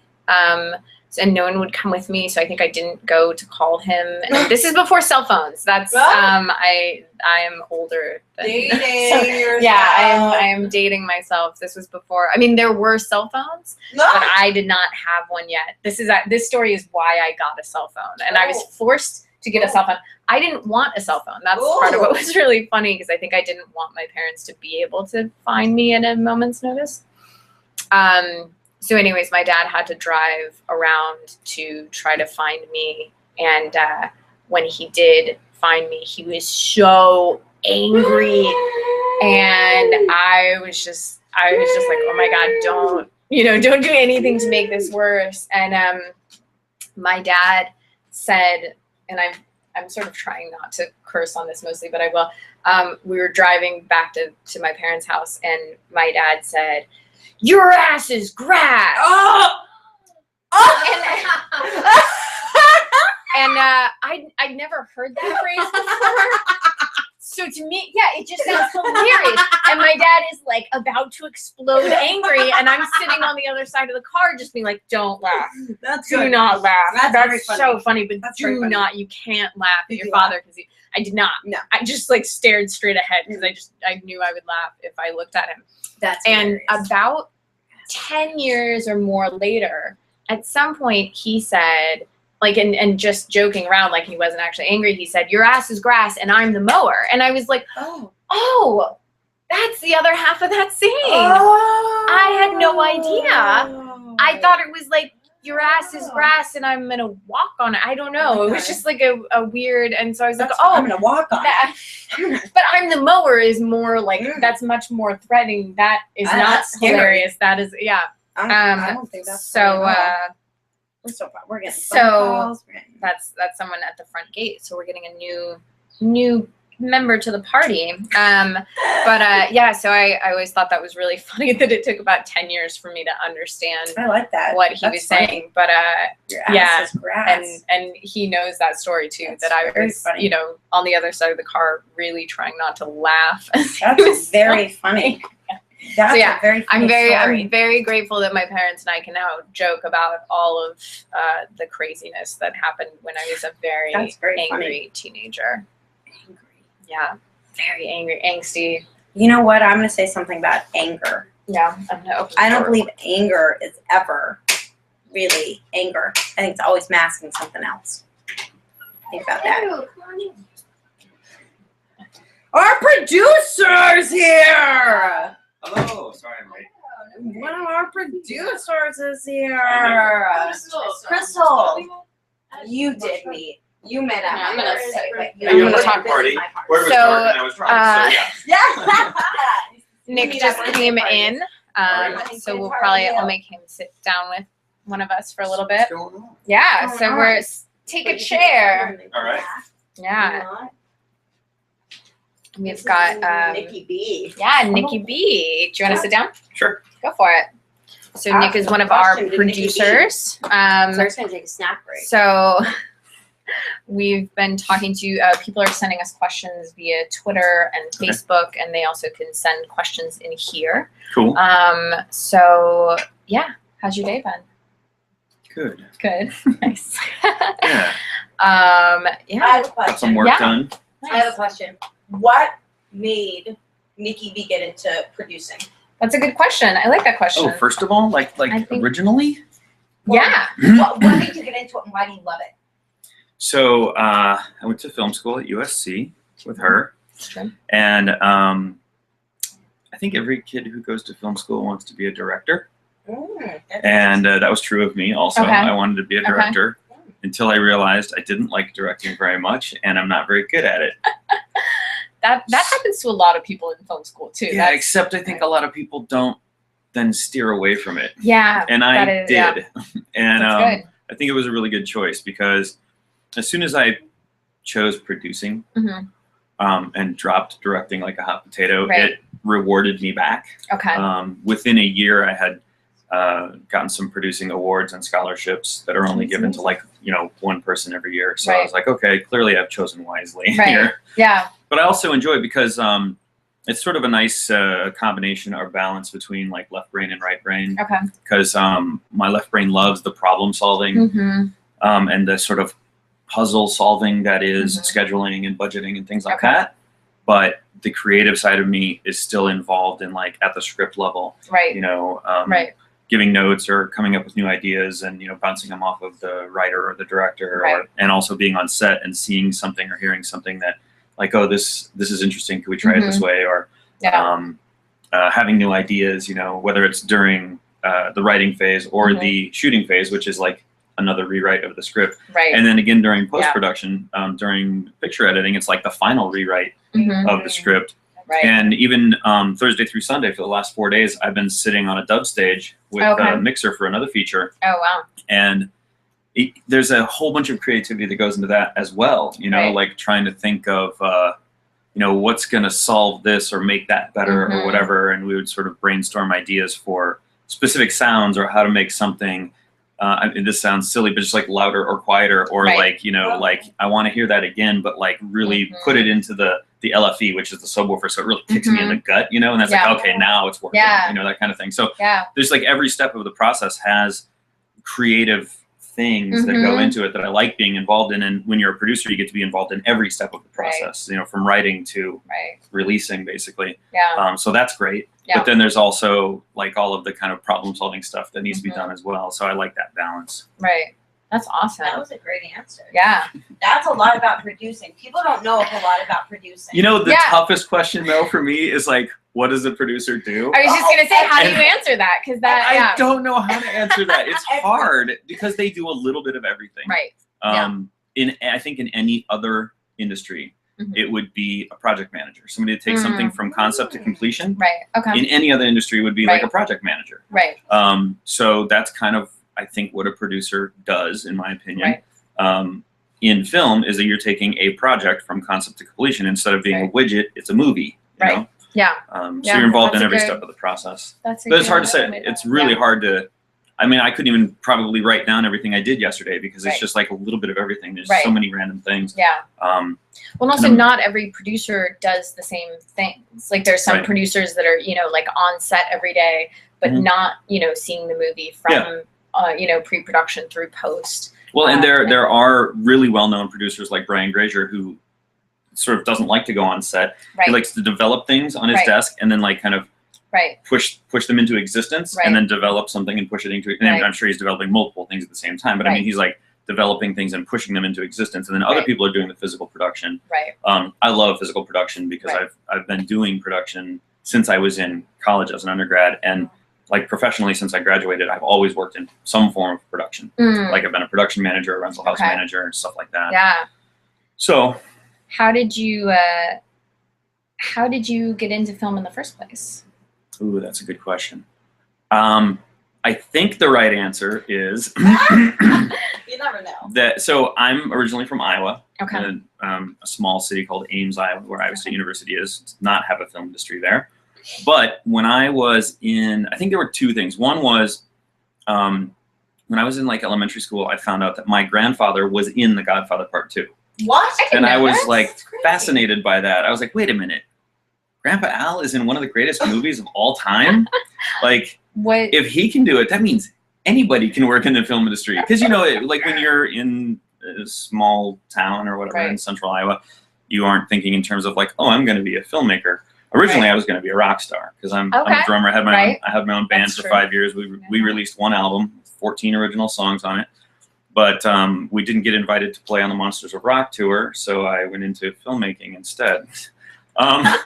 Yeah, so I mean, I don't know if like filmmaking is like a slightly less ridiculous choice than being a rock drummer. If I was a rock drummer, I'd probably be dead now.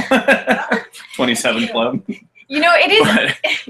It is actually funny because for me growing up, when I was a senior in high school by the time I thought really for the first time about, you know, doing film professionally, working in the film industry. And yeah, as a senior in high school, it kind of felt like saying I want to work in the film industry was like saying I want to be a rock star. Yeah. It's sort of like, that just sounds ridiculous. Well, like, but it is one of the 3 coolest jobs on the planet. I mean, fighter pilot, rock star, filmmaker. Okay. You know. I didn't know. I guess fighter pilot. And I have friends who are my... fighter pilots and rock stars. Okay. And so it's like, you know. Wow. You guys should have a club for that. That I don't know what that cool. would be, but it kind of, yeah. I guess maybe just the League of Extraordinary People or something. Extraordinary jobs. Yeah. Jobs that sound way cooler than they actually I know. are. Yeah. That is the funny thing about film too. I feel like people have a much more glamorous idea of what absolutely it is. Yeah, I mean, like at my class reunion, people wanted to hear about what I was doing. And to me, it doesn't seem that interesting because I've been doing it for 15 plus years. Yeah. But, you know, I guess, and maybe they even make a lot of money or whatever, but when they, you know, punch a clock and sit in a cubicle all day, like my job sounds really interesting. Right. So, yeah. I think also in some ways, just any job that you don't do sounds more interesting than the job that you do. Because, you know, I mean, even at my class reunion, which I went to last year, I had some of the same thing where people like really wanted to hear about what I was doing. And I was like, but you save people's lives, you know, like you're a doctor or you know, I'm like, what you do is so, you know, it's more interesting than what I do, but it's all for all of us. Well, and something you said also, I think by the time I was a senior in high school, I knew I wanted to go into film because I remember when I was a senior in high school, I collected the applications for like all these different film schools, USC, UCLA, and AFI, and NYU, and all these different schools. And I ultimately wound up not applying to any of them because they were all really expensive, and I didn't get the best grades in high school. So I went to my hometown school and started working in production right out of college. Worked for a company where we made commercials and corporate videos and things like that. And then I went to work for Runnel House. And then one day, years later, I was like, you know, I always wanted to go to film school and I never did. And that's when I finally went to USC and met all of these people. But the other thing that I found out when I was probably in elementary school was that it takes like 2 years to make a movie. And I remember thinking, who would do that? And here I am, years later, finishing 3 features right now and starting another one. Yeah, I mean, also like 2 years is a short time to make a movie. Because I mean, as you know, I talk about often, I started writing this script in 2009. It's now 2015, so that's I think sort of. Yeah, I guess around this time of year, maybe a little later, it would have been 6 years that I've been writing this. And yeah, I mean, this movie became the sole focus of my life about a year and a half ago in fall 2013. Yeah, because that's actually when we shot the teaser, was November 1st. I just saw a scene from the King's Speech yesterday, and that is one of those projects where the writer had been sort of like working on that script for 20 years or something. Do you remember the story? But it was like, you know, once it finally got made and then won Academy Awards and stuff, it was like, oh, you know, this guy came out of nowhere. And like, no, he's been working on this script for 20 years, you know? Yeah, well, I mean, there's a lot of those stories that people spent so long trying to make films. But it's interesting too, because I know some of it for me was, you know, as I said a little bit ago, I'm a bit of a perfectionist, and so with a script for many of those years, I was trying to like get every line perfect, you know. But like you were saying about pre-production, production, post-production, it's like 3 rewritings of the script. Exactly. And so I think it really was when I you know, saw a feature from beginning to end that I was like, oh. Or I saw the making of a feature. Not that was the first time that I saw a movie, but you know, being part of a film. Which film was that? That was Don John. Don John. Yeah. Okay. Yeah. Because you worked on Brick, I did. Yeah. but just in production. Just in production. Okay. Yeah. But with Don Yeah. John, you were there from like. And that's the concept to thing. Yeah. completion. I'd been working in production for a while because Phantom, I was on production, but That's know, where when you we just. met. Actually, was It on is. a movie called Phantom. Yep. Cold War era Russian submarine movie. Shot in a real Russian submarine. It's true. Which was cool. Yeah, but seeing, working on a film from pre-production all the way through theatrical, how much it changes, it was like, okay, I don't need to get the script perfect before we even start making the movie because it's always going to change. Definitely going to change. But you want it to be as good as possible, obviously. Right. But also, one of the great things we were talking about, kind of team taggets and how a crew is such a family and, everyone contributes. It's so great that when you start to work on a film with other people, then other people bring different things to the table. And so the film some is naturally going to change by the different people who are contributing. And I think that's amazing. And even some of the dialogue, like as you're working with your actors and one will say, oh, I don't feel like my character would say this, or I think they would say it this way because they have you have created everything and they are trying to create one specific character. So they get really into that one character and like, oh, I think my character would not say anything right here, or they would say it this way or whatever. And it's like, oh, wow. Okay. That's really great because now you have somebody who's working specifically on a specific element of that. Right. Yeah. Yeah. I love that sort of moment to moment collaboration. Because I do, there are times that I feel actors kind of struggling with the way that a certain line is worded, and I'm always like, okay, if you were trying to say this, how would you say it? Because I think it's always better to have that authentic performance when people are really, getting behind what they say. Also because I write the way that I speak mostly, all the characters have different voices, but there are times that I suddenly become very aware of my particular speech patterns when I hear someone else try to say something in the way that I would, and it's like, oh, right, okay, that's not the way that I remember when I was reading the script, there were things that I read that sounded like you, because I know you well enough to know your speech pattern or whatever it is. Right. And there were also lines, some of Sarah's lines that I read that I could hear her saying them, That's great. Which was That's awesome. really amazing. Yeah. And I was like, oh, this sounds totally like Claire. I can hear, when I read it, I hear Claire's voice like Sarah. So that's awesome. Yeah. It does really help when you can start to match faces to the names on the page. Yeah. It's really, I like to match my face to help hanging from the rope. Most of my time is matched. Yeah. I know it is funny because every now and then I will accidentally call the character Sarah Claire, because now Claire is that I role. actually do that all the time on set, and she might be able to speak to this because we did a feature together. We did a feature together. Do you want to sit? No, I love sitting like this. But so I'm terrible with names in general, and when you're on set, you have two sets of names to remember because it's the character names and the actor names. Yeah. And so, when I was still trying to be a director and I was in film school, I would usually call the actors by the character names because I knew all the character names, but also because they were in character. And the last thing I directed was a superhero movie, so they were also in superhero costumes, and so I was just calling them by their superhero names. You know what I mean? I like that as an actor.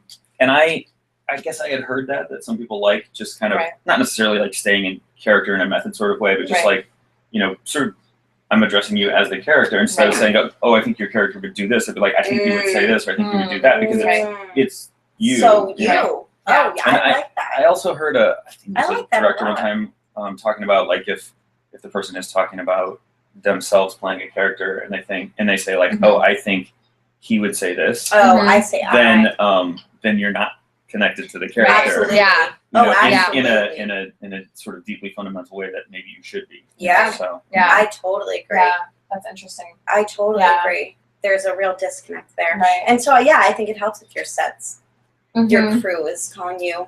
Right. But see, now I'm gonna have trouble with you. I know. Claire, Emily, Sarah. Sarah. You could call me.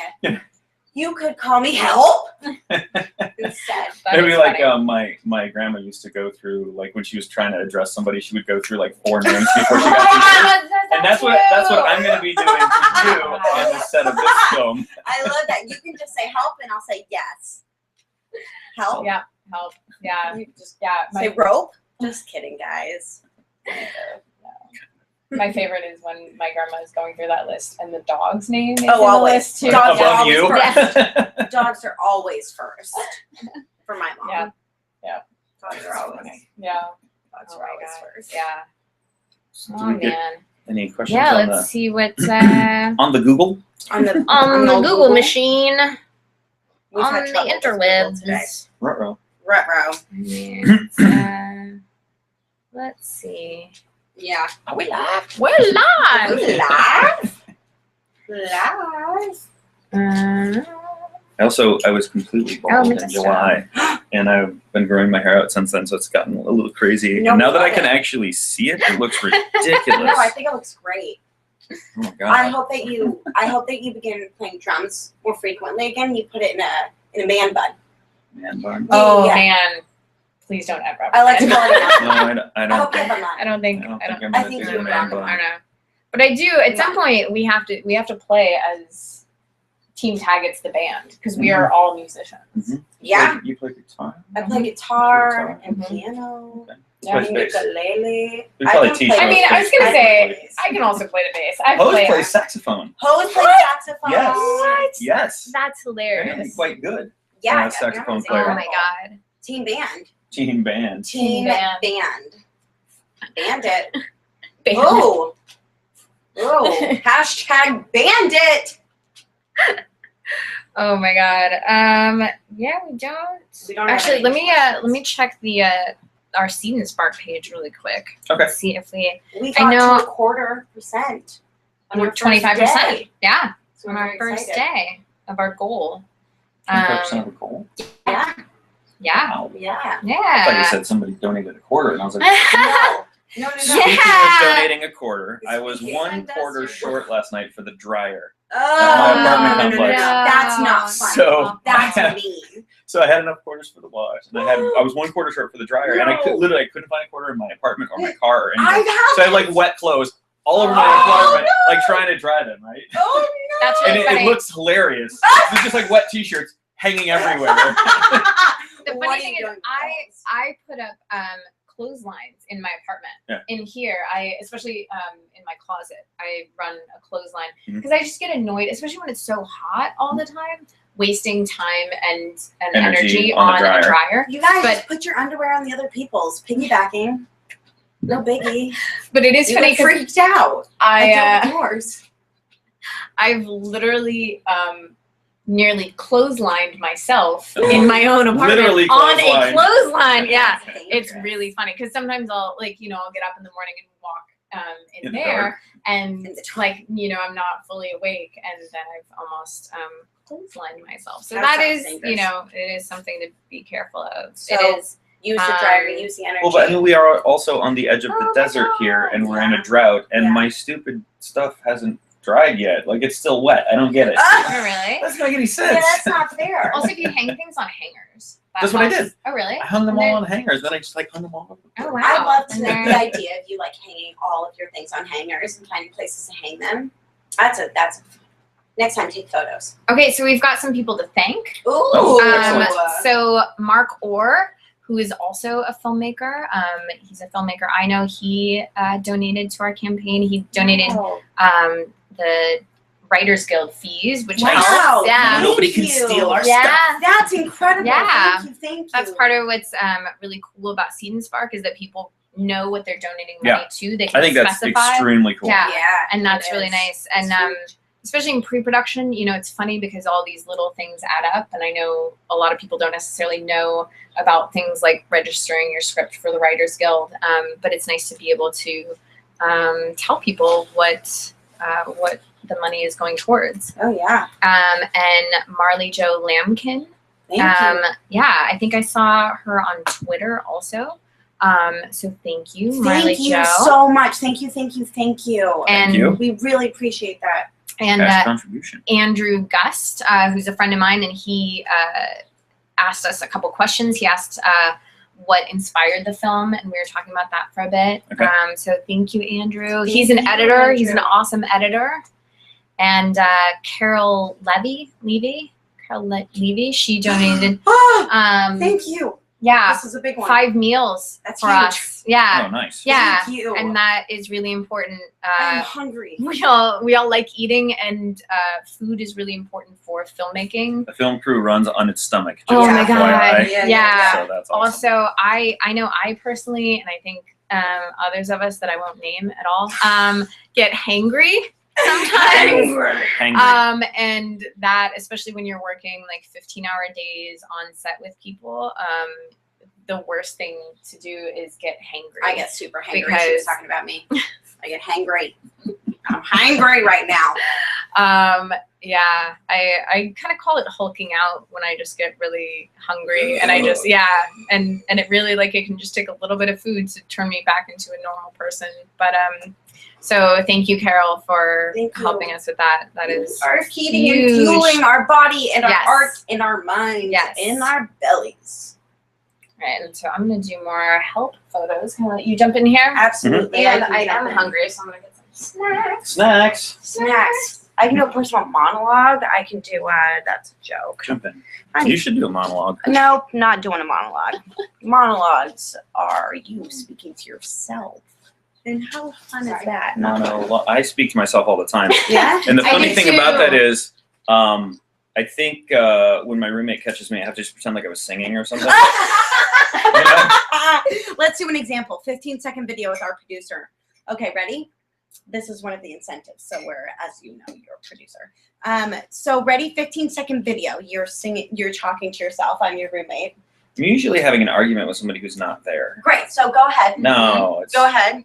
just doesn't make Hey, who are you talking to? There's actually no one else here at the moment. Oh, Nick was just singing again. Not. That's our 15-second video for you guys. Oh no. I think that was a good one. You need to get some people to ask some questions. Yeah, we should definitely get people to ask questions.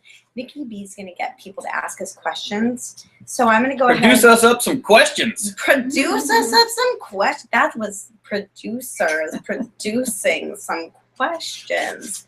Don't worry, guys. I'll just answer. So, yeah, how did you get into acting, or have we already covered this? we haven't covered this. How did you get into acting?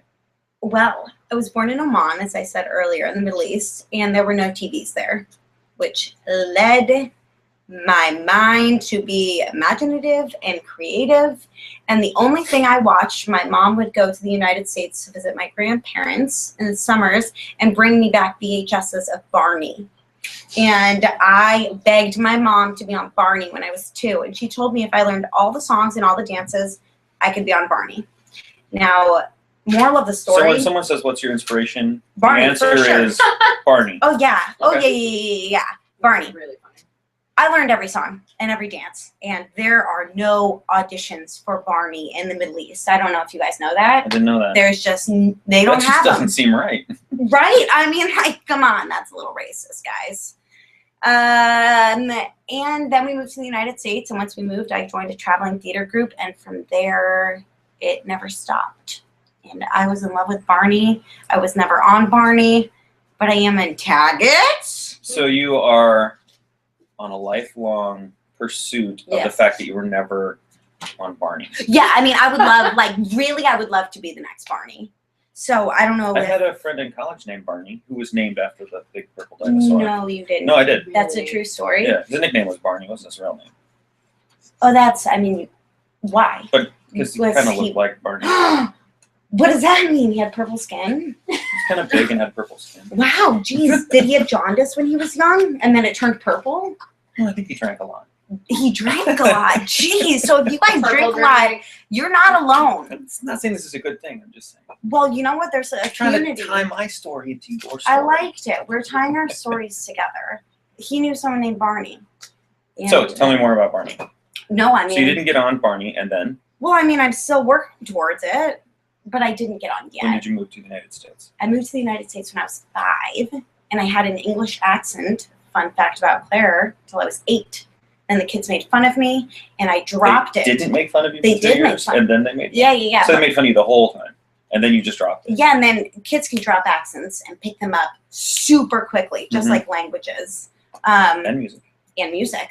And I said, no, not being made fun of for saying yogurt anymore. Mhm. So I now And you say were living yogurt. in SoCal? No, I was living in Maryland, and then Orlando, and then Tampa, and then Santa Barbara. And Witness now LA. protection. Witness protection. I killed all of the children on Barney when I was young. They still didn't cast. I still didn't get cast, so that's why. You were making a dark comedy. That's why we're making a dark comedy. It's a dark comedy, folks. It's a dark comedy. Play along. Just join in the fun. Hang in there. Oh, God. Help. We've come full circle. We've come full circle. We're back at the beginning. But Nick and I did work on another film together.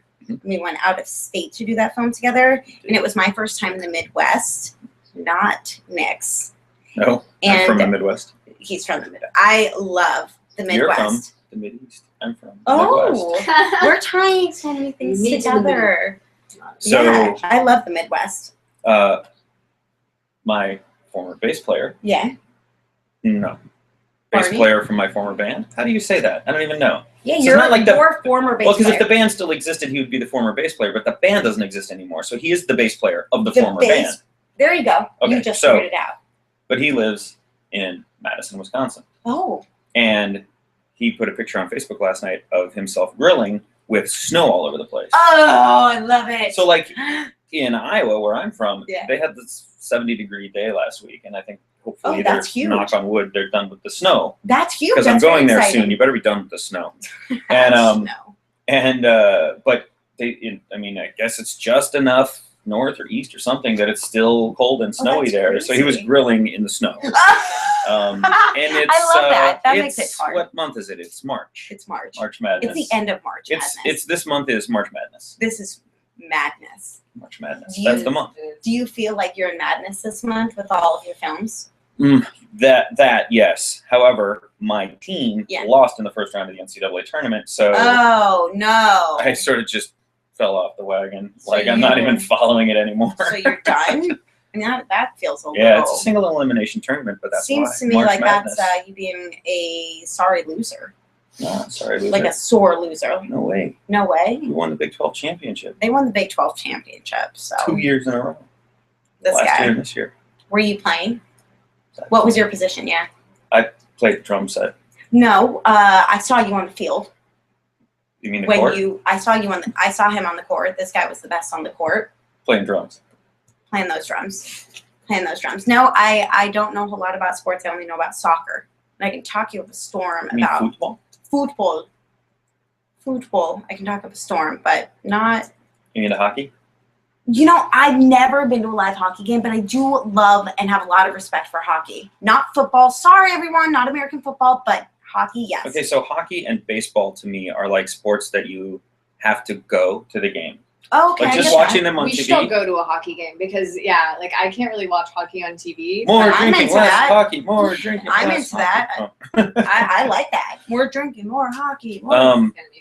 But the for me, there's something about hockey and baseball that you have to be at the game. Right, so you can eat. Well, Like the yes, you food? can eat and Or- drink, but there's the whole game experience, Oh, I get especially that. with baseball. Oh, Like I can't yeah. stand to watch baseball on TV. Like No. I don't know, Can't do it. I just don't get into it for No. whatever reason. But Can't if I'm do it. in the ballpark, then it's like the whole experience and it's great. You know what? I and agree. hockey's like that for me too. Like I've been to a couple of NHL matches, but I don't really watch them on TV. No. You know? Do you have a team you support? Nope. Nope, me neither. But I do like the games. I like the fights. Is that Hey. bad? I like the fights. Producers here. Producer! I wish I could be a producer. There's too many brain waves going on. This is Producer!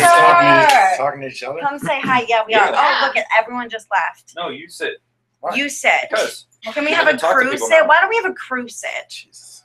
What? sit down. Actually, Oh. Claire, since Hose just yeah. got here, why don't you Snap. sit down with Hose for a Oh. little bit and sort of walk him through what we're doing here. And we can actually grab another Producer chair always from gets back rubs. Ah, Claire. yes. If you want to Don't grab go in another your chair arm. from the kitchen, then I'll give you a sit down. Manny Petties. Mani petties. Oh my God. No, that's You- me. That's you. This guy won't get a mani pedi with me. Look how nice these hands are. What? Is this actually broadcasting this thing? Yeah. To who? Don't worry about it. Don't worry about it. Oh, for real? Yeah. Man, are we supposed to see him? We're Uh, supposed to be able to see everyone. well, you know what? Sometimes life needs a little help. So we don't know how. I've used this before. You've used this, yeah. Yeah, but I've never just broadcast. I've always just had a meeting with other people. Yeah.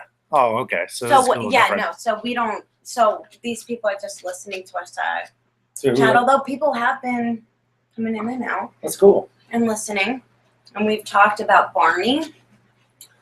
We've talked about. We talked about how I got into producing and how she got into acting. So we need to talk about how you got into filmmaking. Yeah, how'd you get into it? Do these questions come up? Like, do they type them There in? were questions that did pop up. So you can't hear them though. You can't hear them. That's not working. That's weird. You know what? I agree. I'm gonna go ahead and say that's Should weird. have hired a tech guy. Hashtag Gene. that's weird. Okay, so how'd you get into filmmaking? Pose is an incredible. He does everything. He writes. He directs. He produces. He can literally do anything. You're covering my face. You know, I feel like I'm covering talking my to no face. one. Hey, there's 2 viewers. Oh, no, there are 3 back. Do we know who they are? I'm just hearing you like really like I thought we're supposed to be seeing people. So- I don't understand what this is. Some aggression here. So Rosalito doesn't like this. You could be getting like. my favorite impersonation of Stalkers. Pose is. Rah, rah, rah. Who doesn't? I was How like, many weird. times Do do you I want talk to? to Do you want to to see the myself. questions that we've answered? Yeah. You guys Okay. talk to myself all the time. Okay, so these are some of the questions that we've answered. When you're feeling down, what do you do to bring yourself up? Wait, did Crystal ask that? Drawing room. Yes. Well, Yes. Crystal. I go to the drawing room and I skateboard. Pose. Oh, the drawing room is this dive bar in Los Feliz. It's the kind of place that opens at 6 a.m. and only takes cash. Yeah. It's awesome. I've been drinking for I net feel a like the lot. people I love watching the drawing probably room. will not necessarily know. Well, it's a party. We've got right. It is. It is. I mean, No, I was just going to saying bring the people- party hats, but I ran out of time. Oh my god, that would have been amazing. So some of the people watching I are brought fans of. So one said of our party actors, hats. Trevor. Have you met Trevor? No, I don't think so. Okay. Yeah. Here, So I'm Trevor gonna is part of a pop group called Zero Gravity. Oh, you're talking about that dude. Yeah, Okay. yeah, These are and literally all of them. some of their fans, they're called gravitators. Healthy snacks? Rabbit. He feels like a There's rat. Here's my rabbit. guacamole and chips in the kitchen if Cool. you want something that's I ate 'em all. less healthy. Because I know that you're like allergic to healthy I food. thought guacamole would be good for you. I mean, Or I think avocados it's one are of good those for you. things that Claire, do you mind if we just Depends. keep it in there? Or do you want? I don't mind at all. I was just trying to have some really unhealthy food. I want to answer Yeah, this make question. yourself at home, Claire. The Crystal. No, I was have asking it. him. On Two here, I cabinets. feel like guacamole is gonna get really messy really quickly. Oh, That's what I was thinking. On the especially computer. with that. If we're in this configuration on, I understand. on camera, I feel like I understand. it's also gonna be gross to watch. I've all of us never- just eat. I've Yeah. never. Well, I there's was trying to be nice about this. watching us eat right now. I've Probably never fairly tried gross. guacamole. How about that? Fun fact about Claire. What? Hey, fun fact Fun about fact about Pose. Claire. Fun fact about Give us Pose. a fun Anything. fact. Literally anything. Or you can tell us how you got into film. Or you can tell us about skateboarding. Is this PG? Yeah, Yeah. yeah. Let's keep it at least PG-13. PG-13. How about that? PG-13. Can you So talk you about get- sex in PG-13? You Yeah. get 2 boobies and 1 Is F that- word. Yeah. I have no idea what you're like, either talking about skateboarding or how you got into film or fun fact, and you're like, can I talk about sex? I sort of don't want to know I think they're all whatever inclusive. that is. It's all It's a inclusive. fun fact. It's Say a the fun fact. I was reading this thing on Vice. You guys know Vice? No, You know, so this guy. All right, so Vice. Wait, who? You know? I don't. I do. So they used to do like magazines, you know, things Okay. like that. Like a little zine thing. Was blown up into like an online thing, Okay. and they have an HBO show. Oh, It's okay. got these journalists and stuff. But you know, these weird articles and like pop culture sort of things. Used to be in skateboarding, music, and things. There's one guy who wrote this thing on Vice. I read at work yesterday. Fun fact: I work at a dog hotel part time. Oh, there it is. We had Lorraine Bracco's dog come in for grooming. You know what that is? No. She's a psychiatrist in Oh. Sopranos. Oh, okay. Another fun fact. Okay, so this guy from Vice is writing about how he thinks he's addicted to porn, like Oh. video porn, Yeah. or not addicted, but like how it's like screwing up his. No pun It's an intended. addiction. It's an addiction. Right. There's Okay, it's we can move the conversation along Okay, about yes. this, since we have, I think, young people and possibly my parents watching this. Oh, for real? Well, there's 3 viewers. Do we know? Do we know who the viewers are? No, we don't. 300? Can we get an age thing? Zero. I feel like you. This is an interesting fact I learned, though. Really good. This is It's a a really great. good thing that you're not an actor, us later. That's all I'm gonna say. He's truthful. You're like, bring Whatever. the art. Oh man, I learned this awesome thing about. Yes. Women. What is? I want Uh-oh. I'm It's really great. scared about No, this it's great. now. I had no idea this was a thing, but okay. So tune in after dark to hear Oh my God! After Team bedtime. Taggets After Dark. Yeah. Team Taggets After Dark. Yeah. Maybe just before we go off the air, we'll crack open a brewski and have Hose tell us what every guy needs to know about. Women. Well, no, it's not like what you have to do Do? to please women. It's just like what women do. Oh, is this a mental thing? Kind of. He just It's keeps just- wearing. We gotta turn the camera on Jean. She's like, her face is red and she's crying. I'm not. I'm actually not crying. Well, I mean, like laughing so hard, her Oh my eyes God. are watering. I don't know Laughing. what your definition of crying It was is, a bit but much. Yeah. But she's laughing. I was saying shit. It's really cool. I mean, want to know I- what it is. Can we Don't talk- worry, how- don't worry. can we talk about we're on till masturbation? 7, right? Yeah. No, So I think 6:55, I think Hose is going it off sounds- the reservation. it sounds more sketchy the more that you don't talk. Like the more you talk around it, I All right, think all the right. more sketchy it I'll sounds. make it very educational. Like, okay, Okay. it's nothing disgusting or anything, but it has to do with masturbation. Okay. Also, That's okay. brief would. Brief. I think, Brevity is the soul of wit. Let's just, if it has to do with masturbation, let's just not. So okay, I'm all gonna say- right. Because that Then- has nothing to do with our movie or anything that we're trying to talk about in this. But why did I come up with? Oh, fun fact. That's what this No, it was all should be a about. fun fact about But you, you- not about the universe. Well, I learned about it. So, Yeah, but the, all right, fine. I won't say it then. wait. I know you're all And if dying it's to about know. female masturbation, it has absolutely nothing to do with you. No, but I read about it. Well, I read about a lot of things, but they Oh don't my want to hear God. about it. Hey, Well, maybe you Slater, could. you want to read about some suicide warning signs? Is that a good? Talk about bringing it down a notch. Oh yeah. Yeah, but maybe a little fucking on topic here.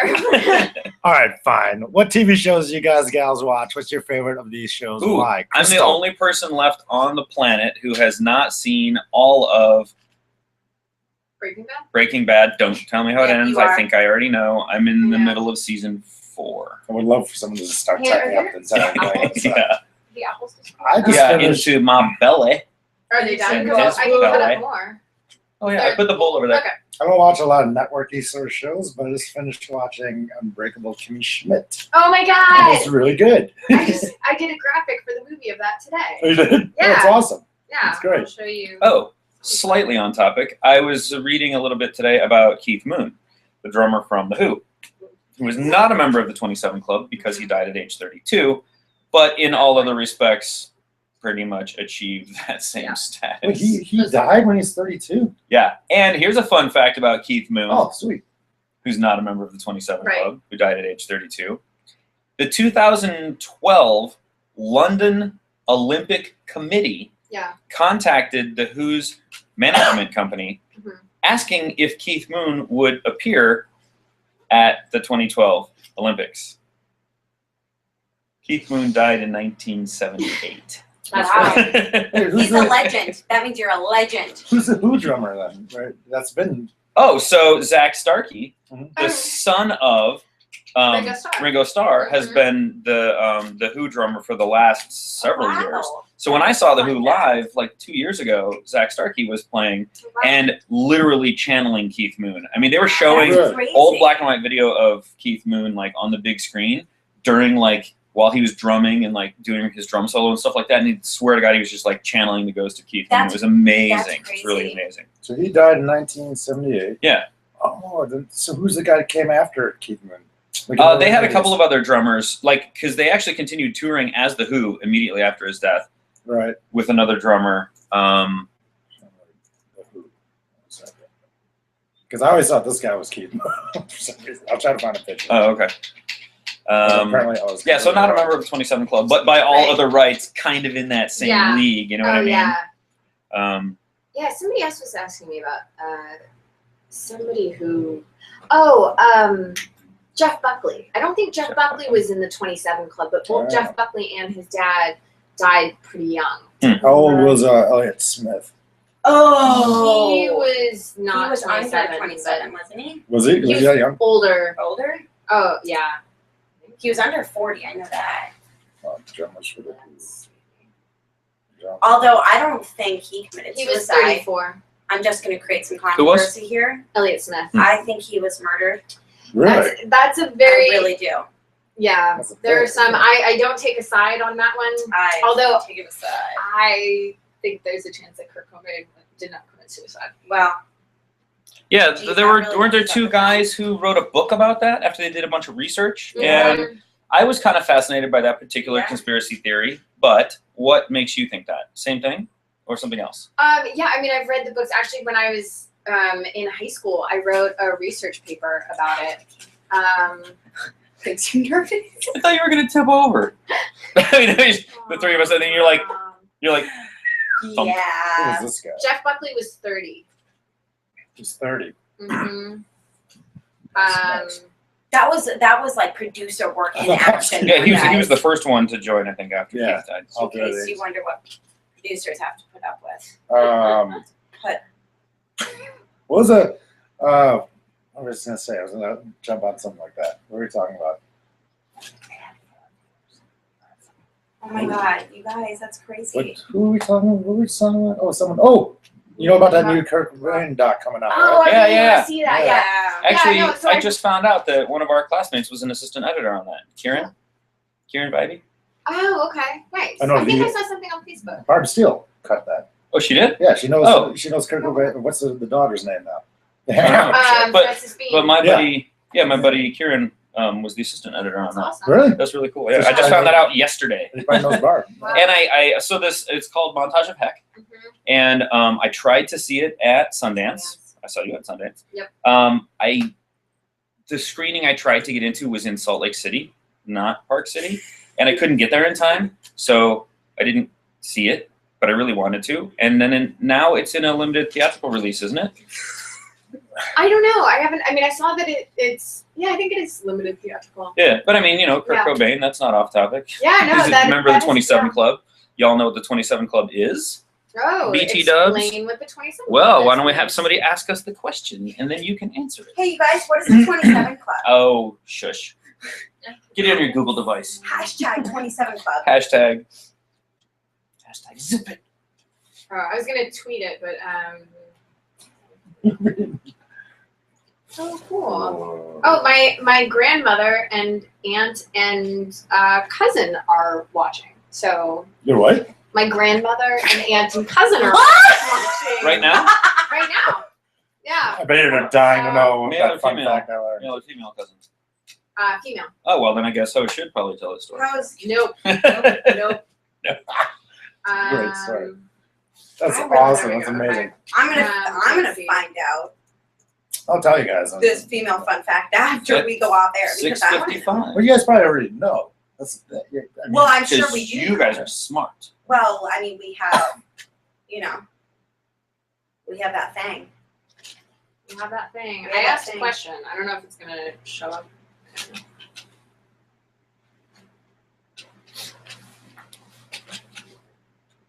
So So I whenever guess you can catch me on the season finale of Two Broke Girls next that's week. awesome. I'm so Really? watching Yes, that. I am. Wait, nuh-uh, stop. I am the bearded deacon in What? the Russian Orthodox wedding. What? Yeah, it's I it's was gonna ask you crazy. when It's a that comes crazy episode. What? How did you Lots of crazy things land happen. There's a that? horse. There's a fire. Oh, There's smoke. There's really tight dresses. that's great. Yeah, you should watch it. Can you let us Sweet. know? Your grandfather that was in The Godfather. What Yeah. what did he play? What did he do in So he played Robert Allen of South American Sugars. Stop. There is Stop. this whole part of the Godfather Part 2 where they go to sorry, I was just trying to update something really quick. Where they go to Cuba to do business with Hyman Roth. Okay. And there are a group of businessmen that are along with Hyman Roth and Michael Corleone. And the scene where he gets the most This Oh, is- yeah. This is That's me. Nicky B. He looks so handsome. Nice. It uh, looked like there was in Phantom. Do you remember there was a scene that we did in never mind. yes, that was the one day I wasn't with the A Oh, unit and I was so okay. annoyed. I was with the B unit that day Okay. because we were doing VFX shots. You know where the flaming hand hits the window and goes down? That's the stuff we were shooting Okay. that day. Nice. Anyway, so in The Godfather Part 2, there are several scenes. All the stuff that takes place in Cuba, they shot in the Dominican Republic, which is where my grandparents lived at the time. Oh. And, you know, somebody from the movie just put an ad in the paper looking for European males to be in some scenes in the movie, and my grandpa answered the ad, and they cast him. And, I mean, he was an extra, but he's, like, in several scenes. So, like, Hyman Roth's birthday party, the scene around the long boardroom table with the solid gold telephone, the scene where Michael kisses Fredo and says, "I know it was you," in the big ballroom. Mhm. Like, he's in all those scenes. And then when they come pouring out of that, down the steps of, you know, Parliament or whatever it is, when the troops are coming into the city and people are fleeing, he's in all of those scenes. But the scene of those scenes, the one where you can really see him the best, is the long boardroom table scene where they get out this solid gold telephone and they pass it around the table from person to person, and it's like a gift from United Telephone and Telegraph, blah blah blah. And my grandpa is the one sitting next to Al Pacino, wearing dark rimmed glasses, smoking a cigar. That's And so perfect. he gets the phone and he goes, "Ooh, it's heavy," and then he hands it to Al Pacino. That's so cool. So they actually do this long dolly shot down both sides of the table, and at first they're introducing everybody, you know, Robert Allen, South American Sugars, Michael Corleone, blah, blah, blah. And then they do the same shot again when they're passing around the solid gold telephone. So he shares a 2-shot with Al Pacino twice. That's so cool. Now the thing is, the movie's 3 hours and 20 minutes long or something like that, and he's in it for about 25 seconds. Mhm. But when Time Magazine did an article about The Godfather Part 2, they did this big 2-page spread that was The Godfather Part 2 with like little scenes from the movie in a film strip around the edge of the 2-page spread. Mhm. And one of them is a picture of my grandpa sitting next to Al Pacino. So he's in the movie for 20 That's seconds, amazing. and he gets a picture of him and Al Pacino in Time Magazine. That's so cool. That's so cool. That's so it's crazy. kind of crazy. Following Yeah. in his footsteps. Man. Yeah. Did you do any other acting after that? No. And I mean, even that was, he was just an extra. He wasn't Yeah. acting, you know, per Right. se. What's your Didn't grandpa's have any name? lines and wasn't supposed to talk, but he did. What's his He name? did. Albertus Nicholas Brower. I'm actually named after him, Nicholas. Wow. So you Brower? were kind of in it as well. Brouwer. B-R-O. Uwer. He was on IMDb. He's probably not. I mean, this was 30 years before IMDb existed, and he was an extra. So That's pretty probably cool, not. man. I should add him. That'd be awesome. That'd be hilarious and awesome. You totally should. Like Robert Allen of South American Sugars. And the only reason he has a name is because they introduce everyone at the table. You know what I mean? Right, right. Otherwise, he would just be like one of the sort of nameless background people or whatever. That's so cool. That was in the first one? Second one. Oh, Godfather Part 2. yeah. Sometimes they call extras atmosphere. Sometimes they Atmosphere. call them walking props. Sometimes Walking they call them props. That's not very background. nice. It's not No. very nice, no. Ask us another question. Mhm. Someone not named Crystal. Come on, Auntie. Alright, will you guys explain what the 27 Club is? Yeah, yeah. Gene, you want to do it? What? The I can slice an apple if you want to do it. Alright. 27 Club is musicians like Janis Joplin, Kurt Cobain, who were all 27. Hendrix. Hendrix. Yeah, Jimi Hendrix, Janis Joplin, Jim Morrison, Kurt Cobain. Amy Winehouse is actually the most recent Really? addition Wow, to the that's club. crazy. Yeah. So it's Sid Vicious, one of those two? no, I don't think so. So yeah, it's a lot of mostly musicians. There are some painters. Jean-Michel Basquiat Oh, he's was 27. So people who died at age 27. Oh. And yeah, there are various theories about why 27 is such a tumultuous age. And why but- do you think, as the writer? I mean, I would think that there are some different factors. I mean, definitely most of the people in the 27 Club did a lot of drugs. And I mean, there's a lot of heroin overdoses in Yeah. the 27 Club. Oh, Robert Johnson was 27. yeah, What? that's one that is really crazy because honestly, like the idea of what being 27 was, and because he was around in the 1920s, right? Yep, 30, Yeah. 38 when he died. Okay, yeah. So he was a really influential blues guitarist in the 20s and 30s.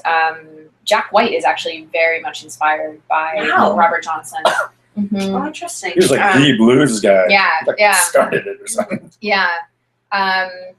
So, I think your 20s, I think a lot of people are kind of figuring out who they are, what they want to be. And if you're usually a rock star and you have access to a lot of drugs and things, I think it can make it tough, kind of that turning point into, I know at least for me, I'm now 28, I'm going to be 29 in a few months. But my late 20s has been a lot about, kind of that transition from like, okay, I'm not a teenager anymore. Yeah. I'm not even in my early 20s, but like what, that direction of becoming an adult. And what do you want? When does that happen?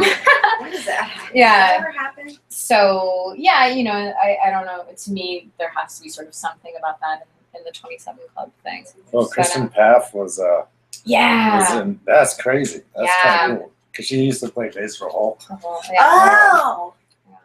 This is a larger club than. Mhm. Go research the 27 Club. Yeah. And don't do heroin. Try not to. Yeah, no, If you it's do- pretty good. Don't do it when you're 27. I'd say in general, just don't do heroin. Just That's my don't do heroin. pretty blanket advice. I feel like I can stand by that. Don't do heroin. Don't do But heroin. yeah, it is really interesting. There also is some people see like an astrological explanation for it, that it's like a Saturn return thing that I won't get into, or yeah. Joselito will run away very fast. That sounds fascinating. But yeah, so I Post think is 27, so he might be going through some of this. yep. So I've always thought that I'm like mentally and emotionally That about knife 17. is making me. Yeah, so can we take the knife? That was just you, just But- like walk in, you're just like, ah. Yeah, I think I'm mentally and emotionally about 17. That's aging yourself a little Well- bit. Why? Really? Yeah, no, I like it. Continue on. So I took an internet quiz the other day to see how old you really are, Ooh. and it turns out I'm 26. Oh, yeah, I got one of those. You old Yeah. man. 26. You old man. Which is 9 years older than I thought I was. Wow. But that makes me one Sure. year younger than 27. You're you have a couple more months left. So, Be like, careful. so emotionally and Hence the maturity-wise, you're gonna die He's gonna in die. about a year. That's dangerous. That's dangerous. I'm not famous enough to die. Oh, that's true. That's true. We got a year to make You it wouldn't be happen. part of the club. None of us would be part of the club. No. Crystal, wait, don't jump into the questions. What about Karen Carpenter, Mom and Cass? How old were they? Karen Carpenter wasn't 20s. No, Yeah, neither were 27. I don't know. Good. Yeah. It is Karen funny. I Carpenter. mean, Yeah, how old was she Really? though? The irony there Late 30s. is that 83. She was if 33. the other one had eaten Right. a ham sandwich, maybe they'd both still be alive. Oh, look at you creating so many puns this late in the afternoon. Ba-da, ba-da, ba-da. How does this have any word? This is just great. It's weird. It's like I feel like I'm talking to. I know. Who am I talking to? What? Who am I talking You're talking to my grandmother and my aunt Oh. and my cousin. Oh, there's And- 2 viewers now. Do you think they're going to be? Uh-oh. Oh, So wait, someone sorry. got sick of waiting for me to talk about the Vice article. Like, forget it. Oh God. You can tell us that afterwards. Will they be? Joselito, how did you get into film? Oh, Yeah, I want to know. I want to know. shoot. You're skating around. What? Probably. I'm gonna film. Yeah. It's a long road. I guess I could start. As you were Where do asking you me start? All right, so I was living in Chicago. I was teaching, and I was doing writing and directing sketch comedy. And my friend and I bought a digital camera and just decided to shoot something. Shoot We something. made a TV pilot. It was terrible. was like a feature. No, it wasn't TV pilot. Yeah, we did like a feature. Like one of the first like mini DV cameras. Oh, yeah. You know, like they're like prosumer, like really consumer. Oh yeah. And still like 30 frames a second. And it still costs like $2,000 to buy. Yeah. Oh my god. And then I was taking some writing classes at Second City in Chicago, and this guy from Boston moved out to do the program, and we became friends. And he watched the feature and like decided, hey, we should do this as a pilot, like a TV series. Oh. So we shot as a pilot. He funded it, and He funded it. yeah, Wow. yeah, and That's crazy. and then me and my friend were in it, and Now I want to see this.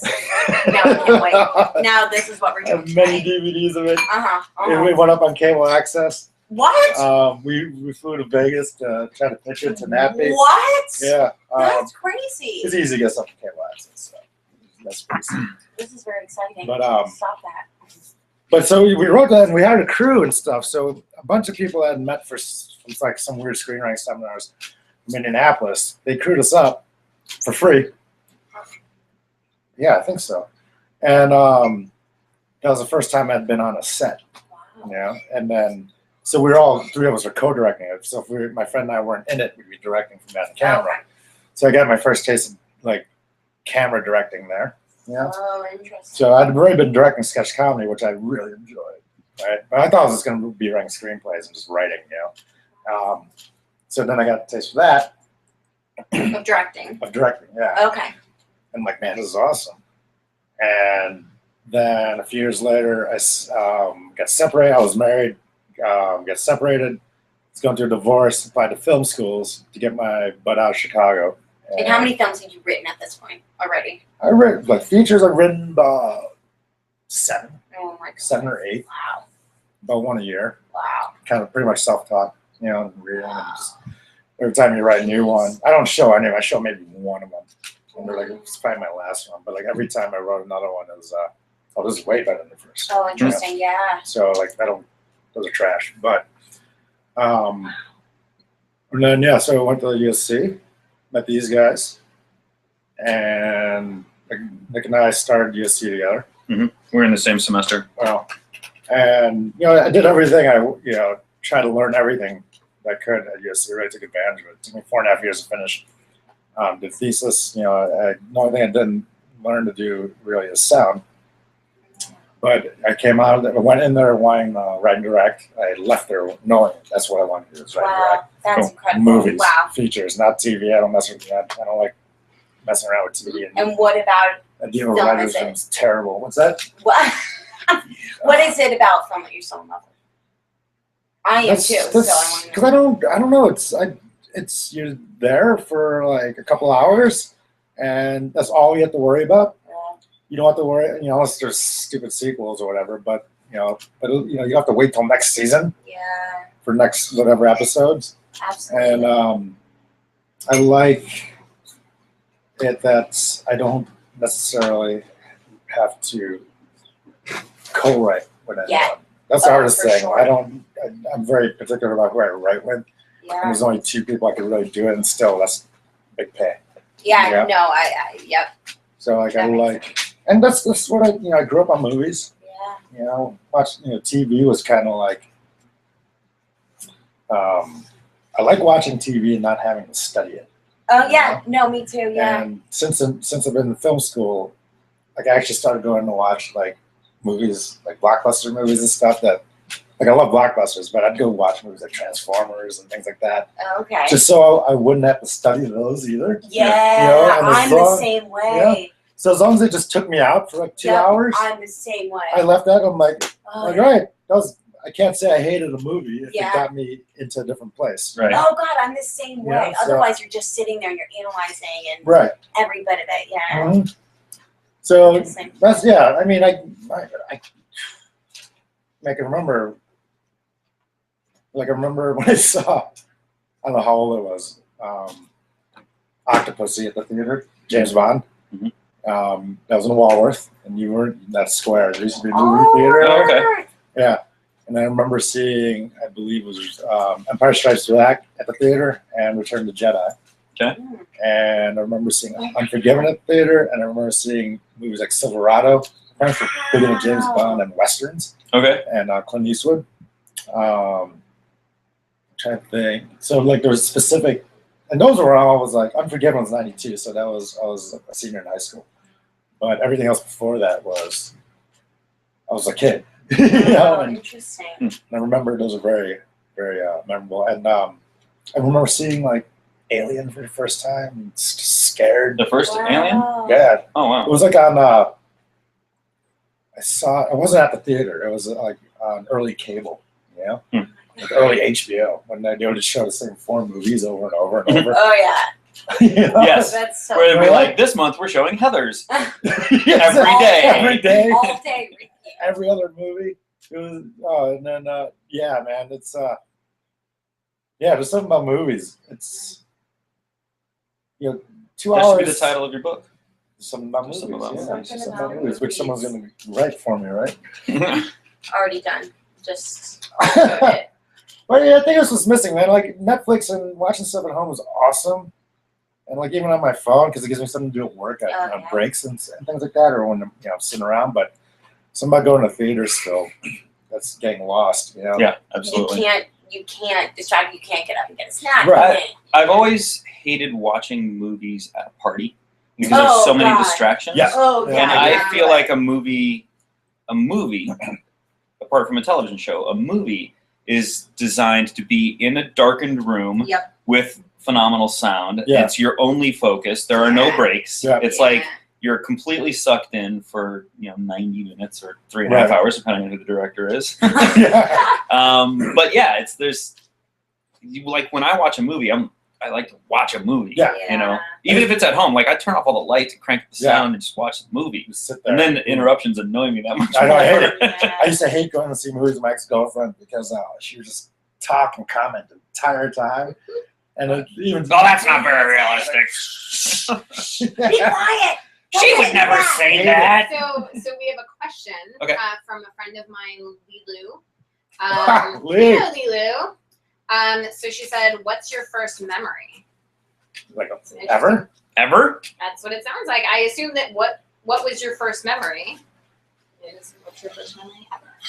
I know it's an interesting question. Yeah, and I have actually thought about this I before, have too. and I've got a couple of top candidates, but I think realistically, my earliest memory is almost drowning in a hot tub just outside of San Diego. Oh, geez, how scary. We were on a family road trip, and I was like 3. So, Oh, that's really. but I have this memory of like going under the water and being able to see up through the water, and then somebody reaching down and pulling me out. Oh my God, that's scary. That's all I remember. But I was That's 3 when that crazy. happened, so like I think that's probably my earliest memory. Oh, it's crazy. Yeah, must be. But I mean, like we were living in Iowa, so like we were on this massive like family road trip thing, which is why we were in Southern California. But Right, right. Scary. Man, I got this really specific one. So my earliest memories are when I was in New York. I was born in New York. So Brooklyn, right? in Brooklyn. So it's between the ages of 1 and like 6. Mm. So for 5 or 6. And it's always, I don't know if you've seen the show Welcome Back, Kotter. But whenever I think about New York in my head and these memories, it's that sepia sort of yellow, Ah, like Welcome Back 70s welcome. Yeah, that's what it's in my head, right? that's hilarious. So Well, life that's was in that color in the 70s. that's what I come to believe. I don't know. Seems like. I have a number of memories. I remember my dad used to smoke. So I remember trying to make my own cigarette, not understand what cigarettes were. So I took a pen cap and wrapped paper around it and I lit it. And I tried Oh to my inhale God. it and I just coughed because I didn't inhale this. You were like, Oh, 3 or I 4 years thought old? that- Yeah, something like that. What? wow. There was that. That's crazy. I remember this Jewish couple that would give us gifts all the time next Ooh. door. That's a good. My best friend was this black kid, Cornelius, and he taught me how to ride my bike, and I remember that up and down the street. Oh. And I remember going yoo-hoos with my grandfather underneath like the train tracks, Welcome Back Kotter style. That's the Welcome Back Kotter, the yellow, yeah. Okay. And then getting What were with- yoo-hoos with your grandfather? he'd take me to like the convenience store and get yoo-hoos. You know yoo-hoos? No. It's just a drink. It's like chocolate milk. water. It's chocolate water drink. Oh, It's awesome. Oh, It's okay. disgusting. Okay. And then also, because where I grew up is at Sunset Park, so it was like almost a crossroads of like Puerto Rican community, Black community, Jewish community. Oh, interesting. And I remember getting bullied by these Puerto Rican kids. Oh, So we're walking, and then like my grandfather, And then I lost my baseball cards. And then I saw a rubber band on the ground where these Puerto Rican kids were hanging out by the parking structure underneath our apartment building. And those are my baseball cards, and they wouldn't give them back to me. Oh no! How And then awful. my proof was the rubber band, and they're looking through the cards, you know. Oh my God, that's And- awful. So you lost them, That's or they so stole them, sad. or what? Did I you think I drop dropped them and they took them. I wanted them back. Yeah. Yeah, My I fault. would want them too. Yeah. Oh man, And that's a sad memory. getting bullied in Catholic school, first Wow. grade. That's Getting so cornered up, and I was crying. These are really sad messages. Yeah. I'm not gonna lie. Wow. Just crying, and playing. Used to watch what are those old TV shows like Wonder Woman. So I used to play like my friend and You I used to would. be Wonder Woman. No, my friend that's a girl, same age, was Wonder Woman. I was like the lieutenant guy. I just do the spin in the chair, like you see like in the beginning of the show. Just spinning around. Yeah. That was your job. That was your duty. I don't know which one of those are earliest though, but those are all Those are good. my first 6 years of being alive. For 6 I like years. that. Yeah. I can't remember a whole lot up until like 4 or 5. I don't know why, but I can't. But I do remember having an early memory of why I'm so scared of religion. I had apparently a really religious babysitter. My parents didn't know at the time. And I was 4, and she asked me if I believed in Jesus. And I didn't know who Jesus was. She said, Jesus. And I said, cheddar or Swiss. And I was in timeout, like, timeout from the Christian For life. babysitter. Yeah, it's like for life, like big timeout for thinking that Jesus was cheeses. And that's one of my earliest memories. Well, Jesus. in queso emergency, I prayed to Oh, tying it together. That was very well done. That was very well done. That's one of my. Jesus. In queso emergency, In case I prayed to Jesus. That's very funny. I'm gonna Oh my add that God. on. I like that. That's much more. So this was your first memory timeout. That's From one of my Jesus. that's time out because Time out for Jesus, Jesus. God, I want to make Jesus, a movie Jesus. called that. Timeout for Jesus. Jesus. Queso Jesus. Be good like Doc. Yeah, that's why. Like That's Jesus why I'm so scared of Jesus. That's interesting. That's one of my. All right, so I have a question. What's the first movie you ever saw in a movie theater? Ooh. I think mine may have been the Little Mermaid. The Little Mermaid. I was in high school. Yeah. I know every now and then, because Hose graduated from high school in '92, and yeah, I was 6 years old. I was. Yeah, Yeah. First movie host I'm- in I'm a looking at theater. 2? It's here. When did Oh, right, you're- Empire come out? 79 or 80. 80. Oh, really? You know what? Was it 80? Yeah. Because I think it was early 1980. I think it was Empire Strikes Back. And that's funny. I've never asked him this before. That was my first movie in a movie theater. It was Empire Strikes Back in Carbondale, Illinois. I was 4 years old. In Carbondale? Carbondale, Illinois. Oh, you were down there. My dad was in grad school at SIU. And and what's funny is my second movie in a movie theater was The Fox and the Hound. So it's kind of funny that the first I like one was that. Empire Strikes Back, which is the best I like of that. the So you saw it in Carbondale, Series. and I saw it in Wisconsin.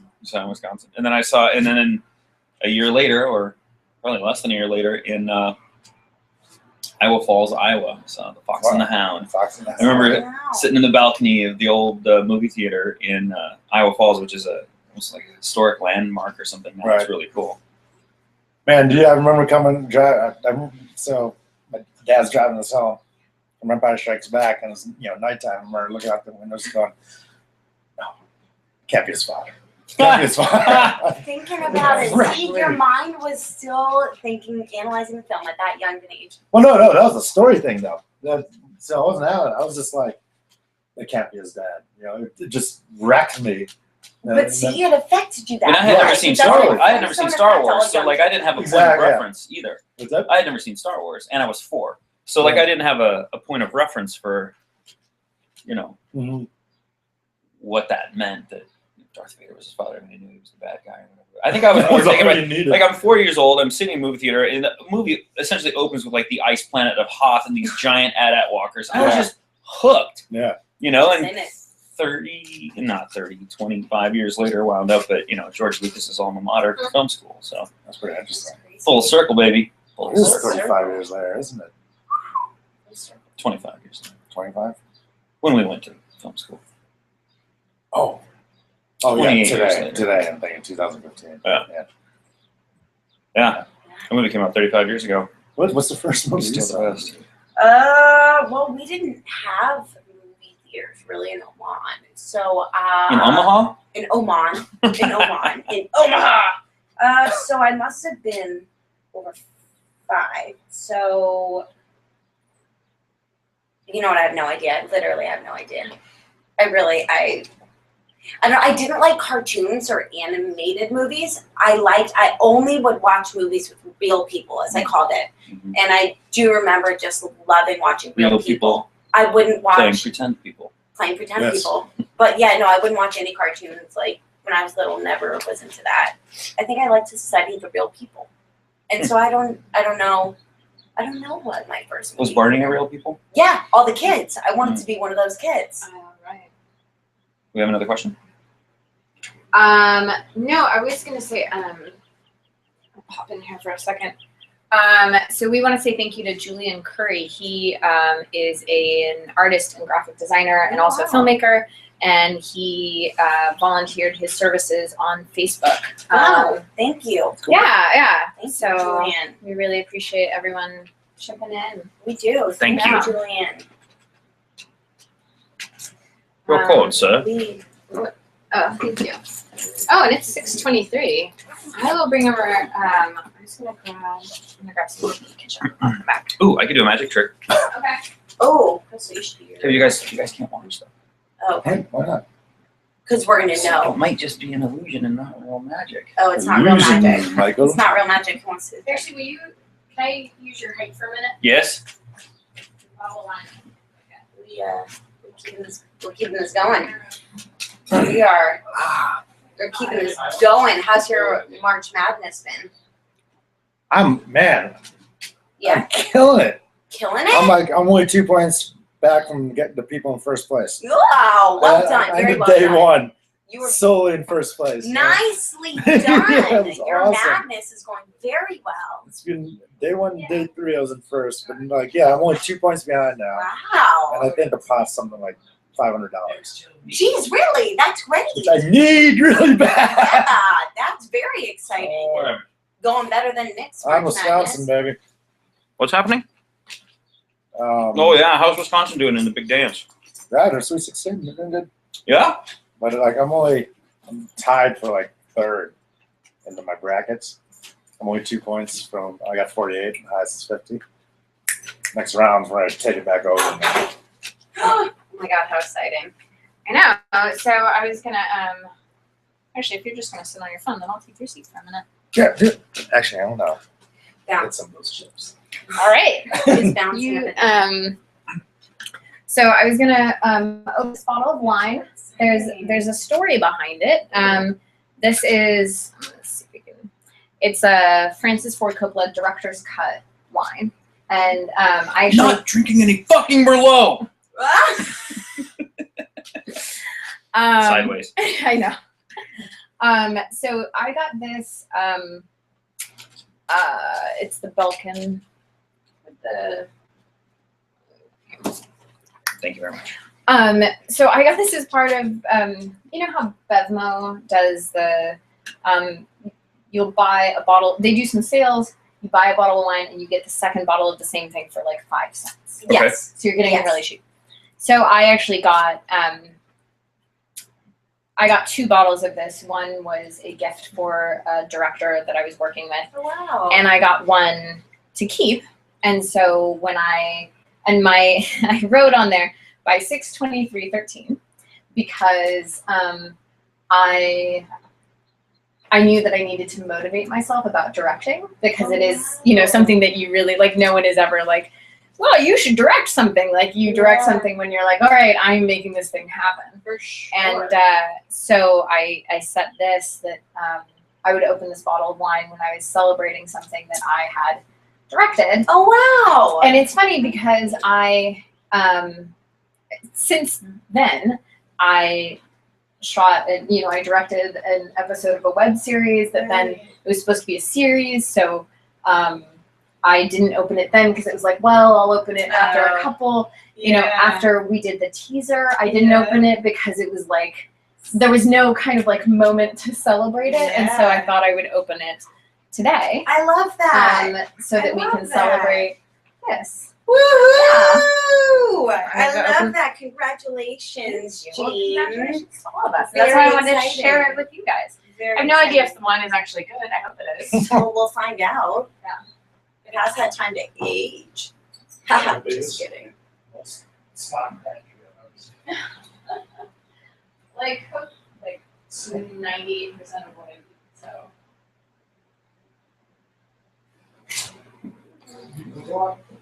Yeah, that's what I was saying. I cook like almost everything from scratch. How do I see Yeah, I mean. How do you see? like who's currently? Huh? Oh, That's a good question. No vegetables. vote for your favorite moments. Usually Roman tomatoes a lot. A lot of stuff back. Tomatoes are technically fruit, but I'll give it to you. Ah, but still, Yeah, I know. yeah, right?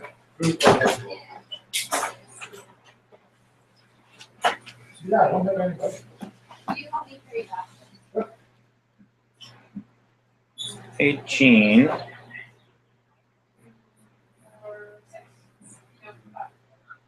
Five.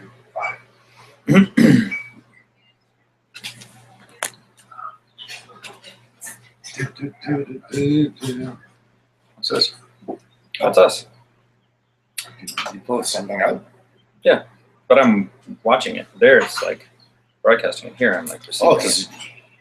Just like a pretty decent delay. Oh, yeah, okay, that's what's going on.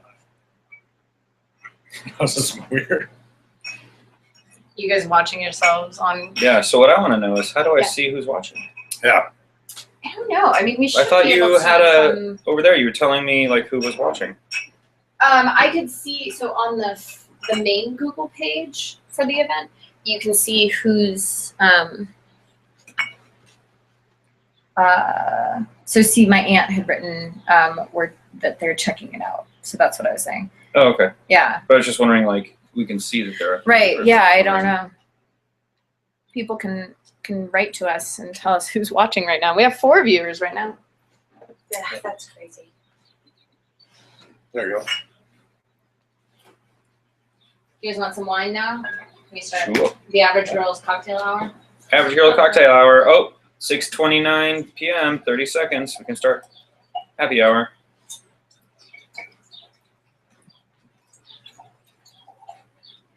I'm just gonna pour everybody a little bit more.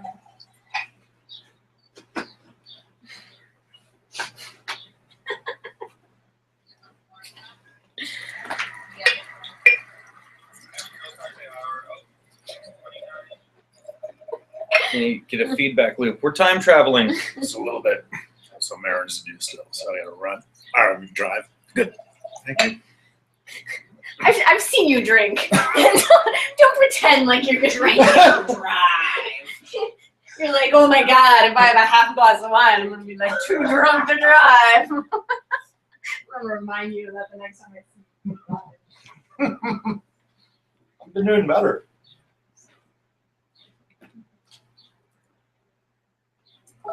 That's nice. But I heard somebody got a change their message. This is so nice. Yeah, Michelle sent like an email to a bunch of people asking us to like support it and tweet about it and all that There's a jazz. lot of Thank show you. more. What's that? Here, let's. Did you ask? Oh, questions? Cheers. No. Should I Oh. go cheers Nice. in there? Yeah, let's actually. I'm gonna take a picture of it too. Sharing the event so people could like log in and Yeah. watch us drink wine. Do you want to do it on? I was actually just gonna do Like it any as, other day. like the Like any other day. Yeah. Just always drink. I think we should also do one of all of us, just so Okay. we have it. but Yeah, we could that's a also good do idea. drinks. Yeah. All right. You want to do the drinks? Then and then yeah, we let's can also. let's all cheers. Rob, kiddos. are you there? Rob, Rob? are you there? Rob. All right. Cheers. Cheers.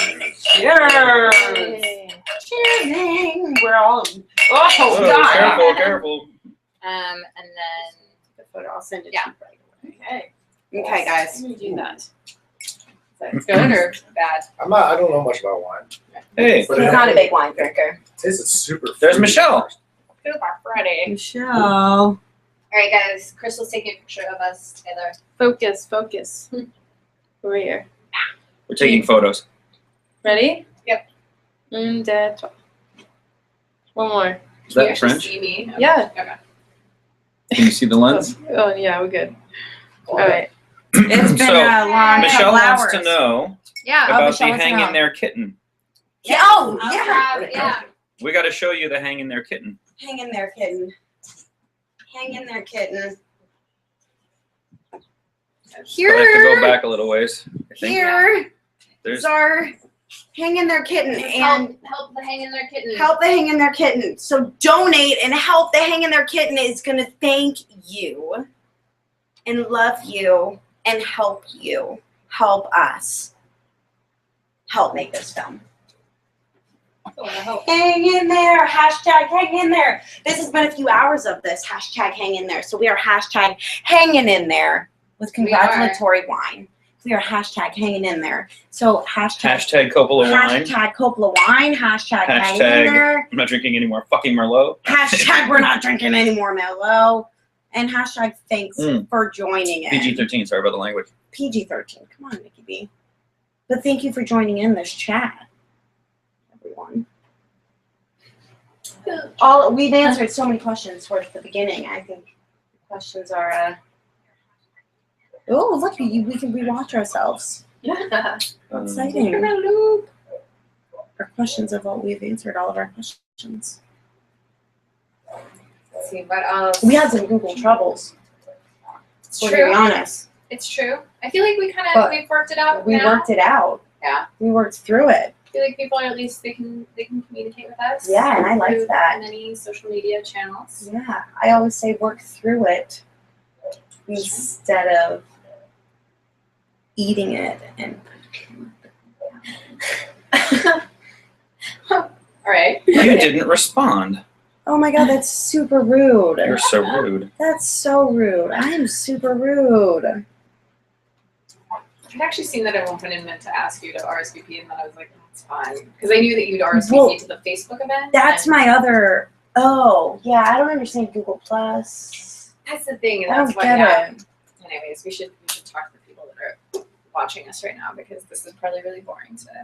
Yeah, we're sorry. It's wine. Well, I wanted drinking to time. see if there were like any other questions here, and I was trying to see if there's like on the doohickey, the Google doohickey, if there's like a thing that will show us exactly who's watching, so then we can see if there's like maybe anything interesting specifically to that person that we should talk about. Oh, cool. Oh. Michelle left a couple. Yeah, we comments.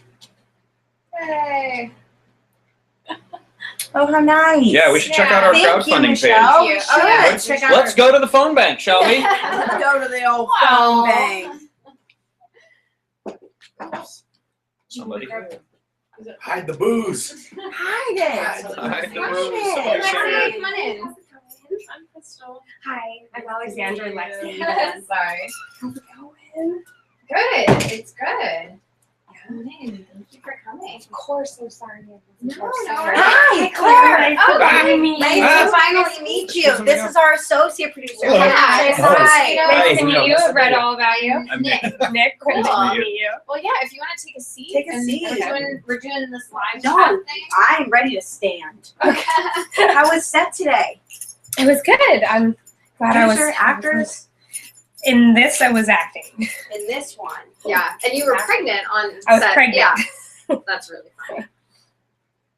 But it was nice that they let me leave. There were like half of us they let leave, and half they were keeping later for overtime. And I was like, yes, I want to leave. Leave now. You're like, I'm out. I'm the first one out. I'm running. Two actors Wow. on the screen. So So have how's been- it working?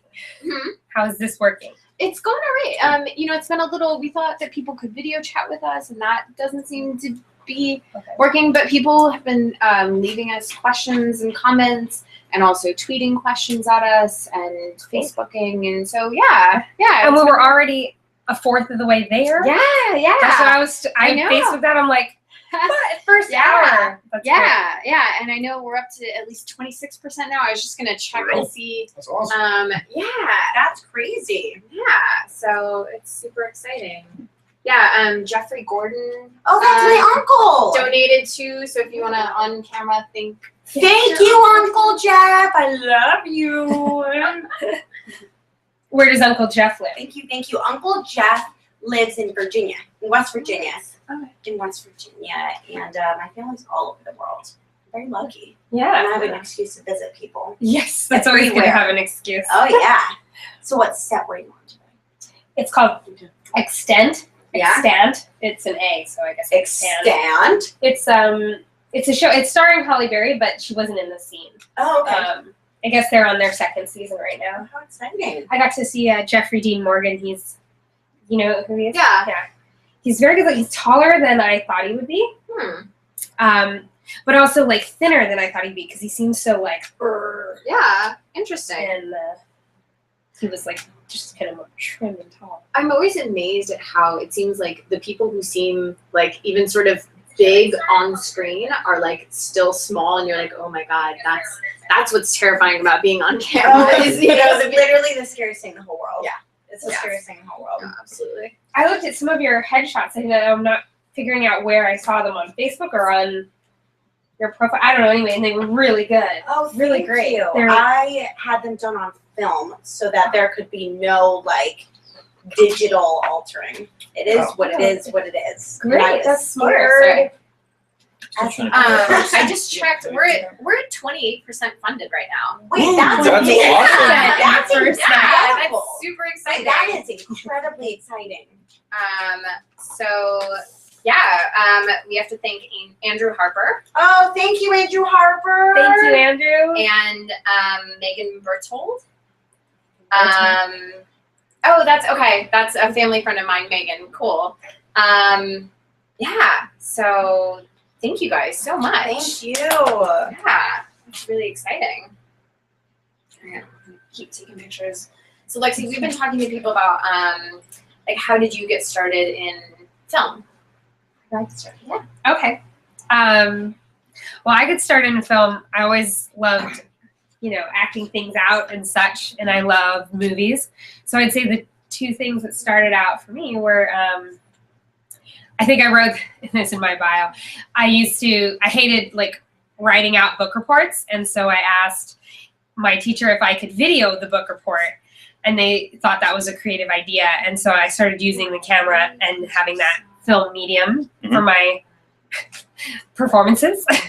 And I dressed up like Geraldo and put on the mustache and everything, and then I'd interview my characters from the book, and then I'd act as the characters and talk about the book as my book report. But the funny thing was that was before Apple like editing or any of that stuff, so I just had a normal camcorder, and I'd stop it, and then I'd go change my clothes into the other character, move the camera just a little bit to the other side of the table, and then I'd be talking to myself, and then I'd stop, go back, change again into Geraldo, Oh my change god. again, over and over again. My mom and brother were very supportive to deal with that. But it was the novice way of making filmmaking. And then I tried to get my brother to do one of the characters once, and he was just totally difficult to act with. He just was like, no, I didn't enjoy that. He was a difficult actor. Yeah, but I guess it was his part. He was playing a diva actor that played the character of the book. That's funny. And then just always saw. Did you get a wine? Oh, I'm good, thank you. But I love the hipster mason jars. Is that what it is? It's hipster? I think They're not even mason jars. Okay. They don't say mason on them. Yeah. Oh, It's they're just just jars. jars. Well, jelly and grapes and wine. Yeah. So, Drinking jelly.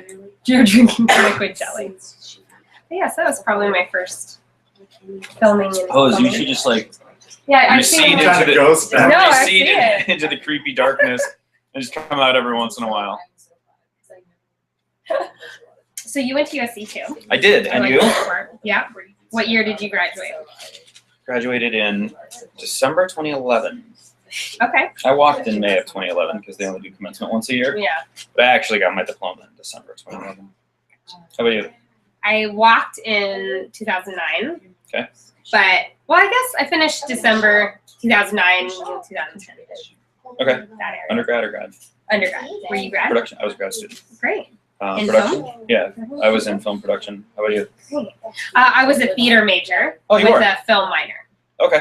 And is that how you met Jean? That is. We met in acting on they paired directors and actors together to learn how to, for directors to learn how to direct real actors and Okay. actors to learn how to be on film and take direction. Okay.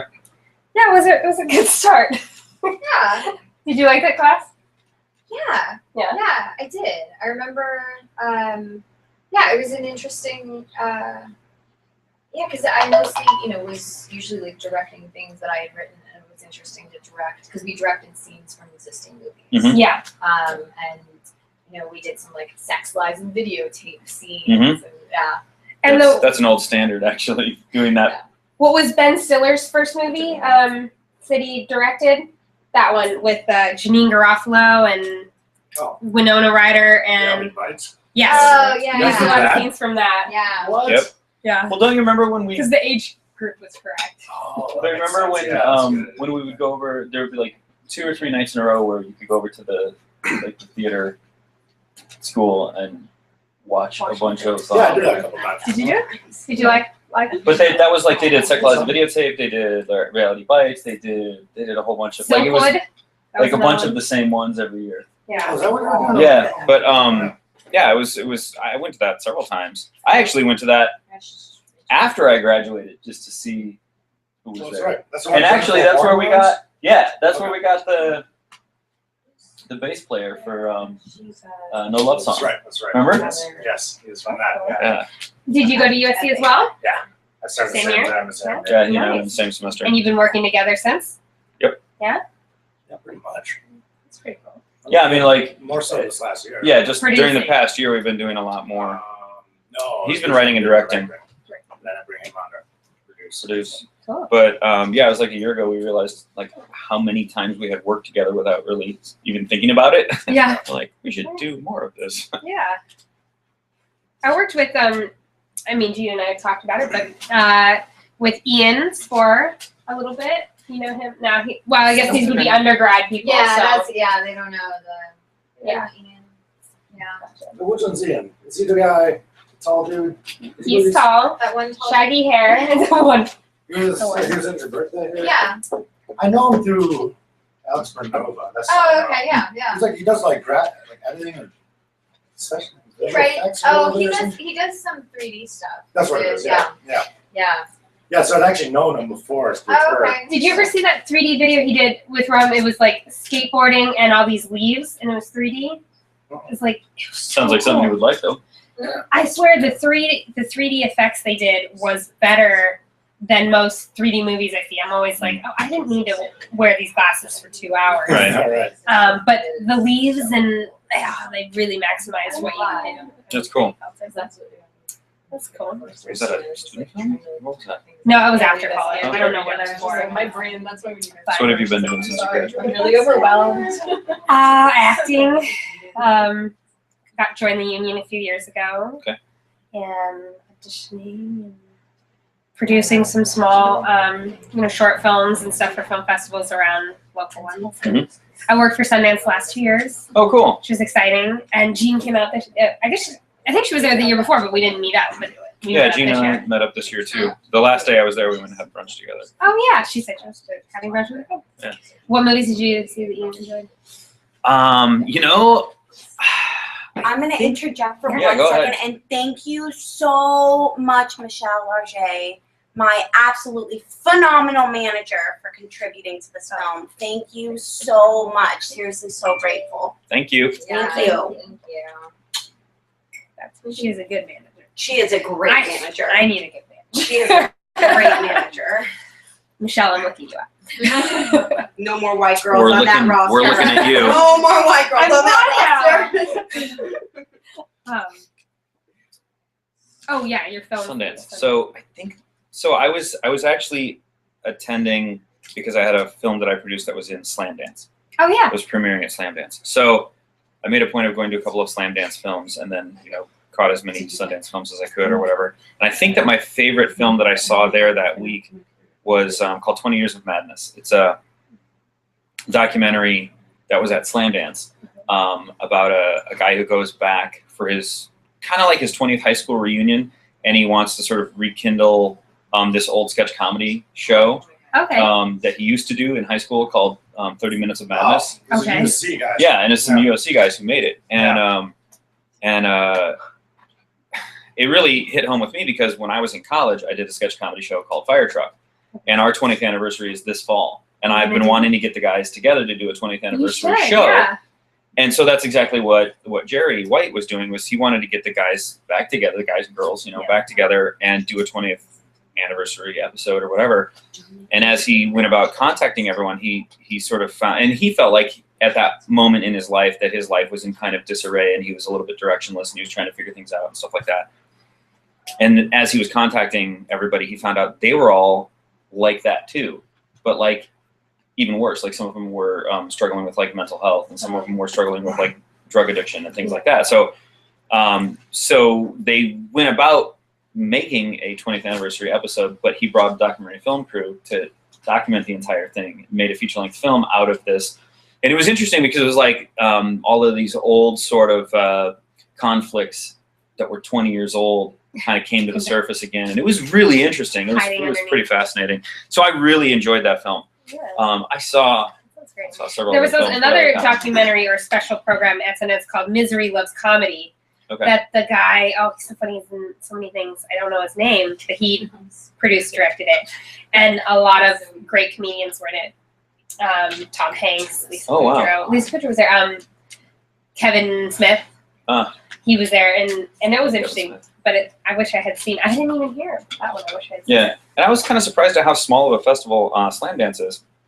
And I don't mean that in a bad way at all, but it's a pretty tiny. I mean, they take like I think 10 documentary features and 10 narrative fiction features, all by first-time directors, and they only have 2 screening rooms.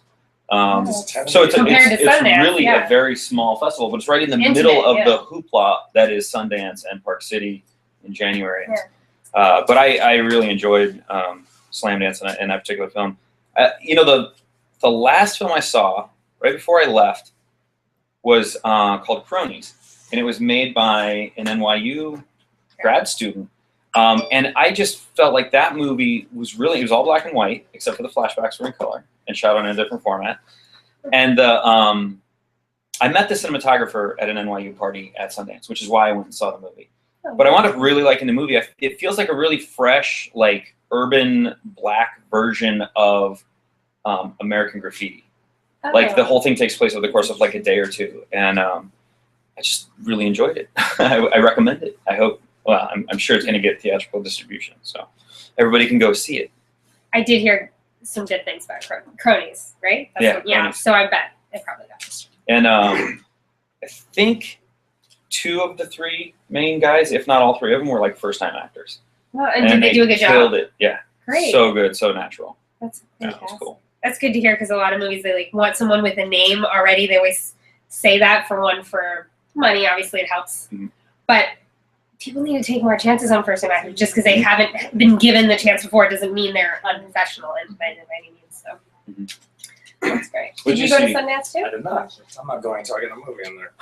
You're like, I refuse. You won't have my presence in Park City. So, I mean, you were working. Did you get to see some movies? Okay. 5 minutes to sell a hose. Do you want 10? Jump in the last 10 minutes? Sure, yeah, I'll get back in there. I just figured we could maybe It's 5 years. mix it up. Yeah, probably now. All right, kiddos. So we need somebody who's high tech that can show us who's watching. We can see how many people are watching, but I want to see who is watching. Right. I mean, I can also. Because I logged in. Right. And started watching, but it wouldn't show me who the other viewers were. Google may not want you to know who exactly is watching. I don't know. Big Brother is watching. I know, because I feel like if you didn't. Whoop. No, because I feel like it is sort of intentional if it's not, if the information isn't there.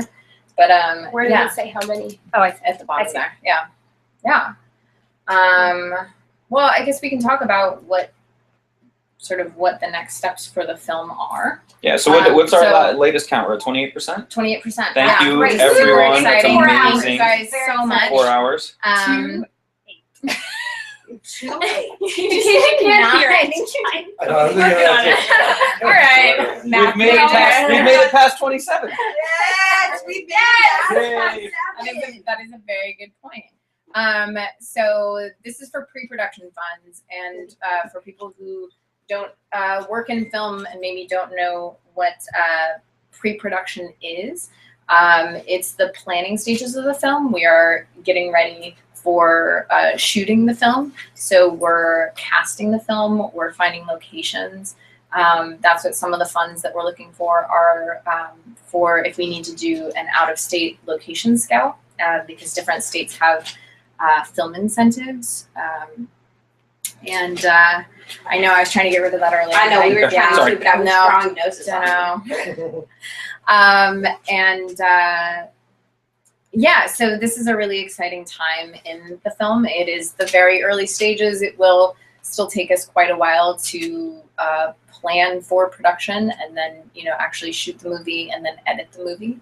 But we really appreciate everyone being a part of it at this early stage. And it's exciting that then we get to keep you posted on all of the different phases of production and how the movie evolves. And, some of the incentives that we have are like to come visit us on set during pre-production or production. How fun. Yeah. Yeah. Visiting Crap, doesn't we're seem gonna very be exciting lots- to we're me. gonna be very Well, but Lots like of if we're, paperwork and phone calls. well, but like if we're building a set. Yeah, that would be because cool. we may need to build a set, or even if we're dressing a set. So there are, it won't just be paperwork. Like just come hang out at my apartment and watch us make Watch me phone fill out calls. forms. No. Yeah, I mean, there's a lot of different phases of it, and I think especially when we get into the actual prep weeks with more of the crew, I think that could be really interesting for people. So, yeah. Definitely visiting set would be cool. Yeah, we'll have other stuff going on. And, yeah, we're so excited about this. Anyone else final thoughts on our Google Hangout, our launch party? Thank you for hanging Yeah, out. absolutely. Get your own Party's about to start rocking. celebratory wine. Drink. And we'll be updating the Seed&Spark page. We'll be updating our website, updating Facebook and Instagram and Twitter. Definitely, if you are not already following us on social media, please follow us. And then you can stay up on all of the news. And also, we all have our, we have the Facebook page for the event, but on Twitter, you can also follow us individually on different accounts. Tag it. Tag it. Tag it. Taggets. You want to explain what Taggets is, or did you already? I mean, Taggets is the acronym for the movie. It is one of the funniest things is title is The Average Girl's Guide to Suicide. Sometimes friends who know about the movie will ask me like, "Hey, how's suicide?" And so I prefer not to shorten the movie that way. I usually call it The Average Girl's Guide, or between all of us, we call it Taggets and Team Taggets, just because it's a lot of letters to write out. TAGGTS. Yeah. So yeah. So thank you. Yeah. Thank you guys. All right. We've got 5 minutes. I suppose you already talked about what made you come up, like your beginning thoughts when you started writing about it. Yeah, we talked. I can definitely go over it a little bit again because I don't know. Yeah, one of the hard things about not knowing who are the viewers now Right. is that you don't know if it's the same 4 people who heard me do this spiel before. But a friend in film school was telling a story about a man who had attempted suicide, and my friends and I were all a bit sort of taken aback by the story. And our friend said, because the man attempted suicide via shotgun to the face, and was not successful and ended up with horrible facial scarring. We were all like, whoa. My friend telling the story said, what, every town has one. And I thought about my small hometown and how there are people who have attempted or unfortunately succeeded in their attempts in my small, sleepy hometown. So I realized probably every town does have these stories, and then why don't we talk about it? If this is such a universal experience of, and it's been amazing as I've talked to more people about the film and how many people have stories of their own attempts or friends or family or and they don't really have space to talk about those things. And so I'm amazed how quickly so many people, like they're people that I barely know. I've just told them basically, like the title of the movie and maybe the elevator pitch, and they're already telling me these really intimate personal stories. So I thought about how hard it would be to have attempted suicide and failed in that attempt, and how it would be so frustrating. Yet most people who maybe hadn't been in that kind of situation would be telling you, oh, you're so lucky to be alive. You should be so grateful. And if what you really wanted was to kill yourself, it would not feel that way. And the only people that would really be able to understand would be people who had been through the same thing. So what if you had a group of those people? And also to kind of try to flip the script a little bit, because I have had battles with my own mental health, and when you can get in kind of a skewed perspective where things that other people would not think of as things that you're trying to do, but if that's what you want, then it can become a very sort of skewed universe. So I wanted to sort of have this whole movie where most of it is in this sort of upside down type thing, to kind of explain it a bit more to people who haven't felt these things. So and then it was originally called the Suicide Club. Another reason why I'd say house suicide. Which is now the 27 Club. Right. Well, no, I mean that's now the 5150 The 5150 Club. Yeah, and the 5150 Club is called that. And to find out what we're talking about, you'll have to watch the movie. Yeah. This secret group of people who are all trying to help each other in their suicide attempts are called the 5150 Club, after the police code for someone who is a danger to themselves. Because in my aunt used to be a social worker, and so I've been around some of the different lingo, and when someone is a danger to themselves and they have to be put on a 72-hour hold, it's often called they were 5150'd. Jeez, that's crazy. Yeah, and so there's a Van Halen song and album with the same name for the same reason. Really? Yep. I didn't know that. For the same reason. Interesting. I'm gonna look that up. Yeah. And it's been so amazing to me. Even like Trevor earlier today was telling us a story of the personal meaning that this film has for him. Trevor, one of our other actors, that we hadn't talked about, and I'm just always amazed at how many people have such a personal connection to the subject material. And I was so afraid for a while that people who had a personal connection with it would be offended by there being a film about this, but I've been really amazed. It's been quite the opposite, right? Yeah, people really like the humor, and even many friends of mine who, several friends who have attempted suicide and have read the script, and they say, I love it. It totally reminds me of the first time that I tried. And wow. Yeah, and we'd never talked about suicide before that. So that's so much what has kept me going on this film, because I think there isn't that in films right now. There's dramatic suicide movies. There's a lot of movies that involve, a character has attempted suicide, but it's usually not talked about a whole lot.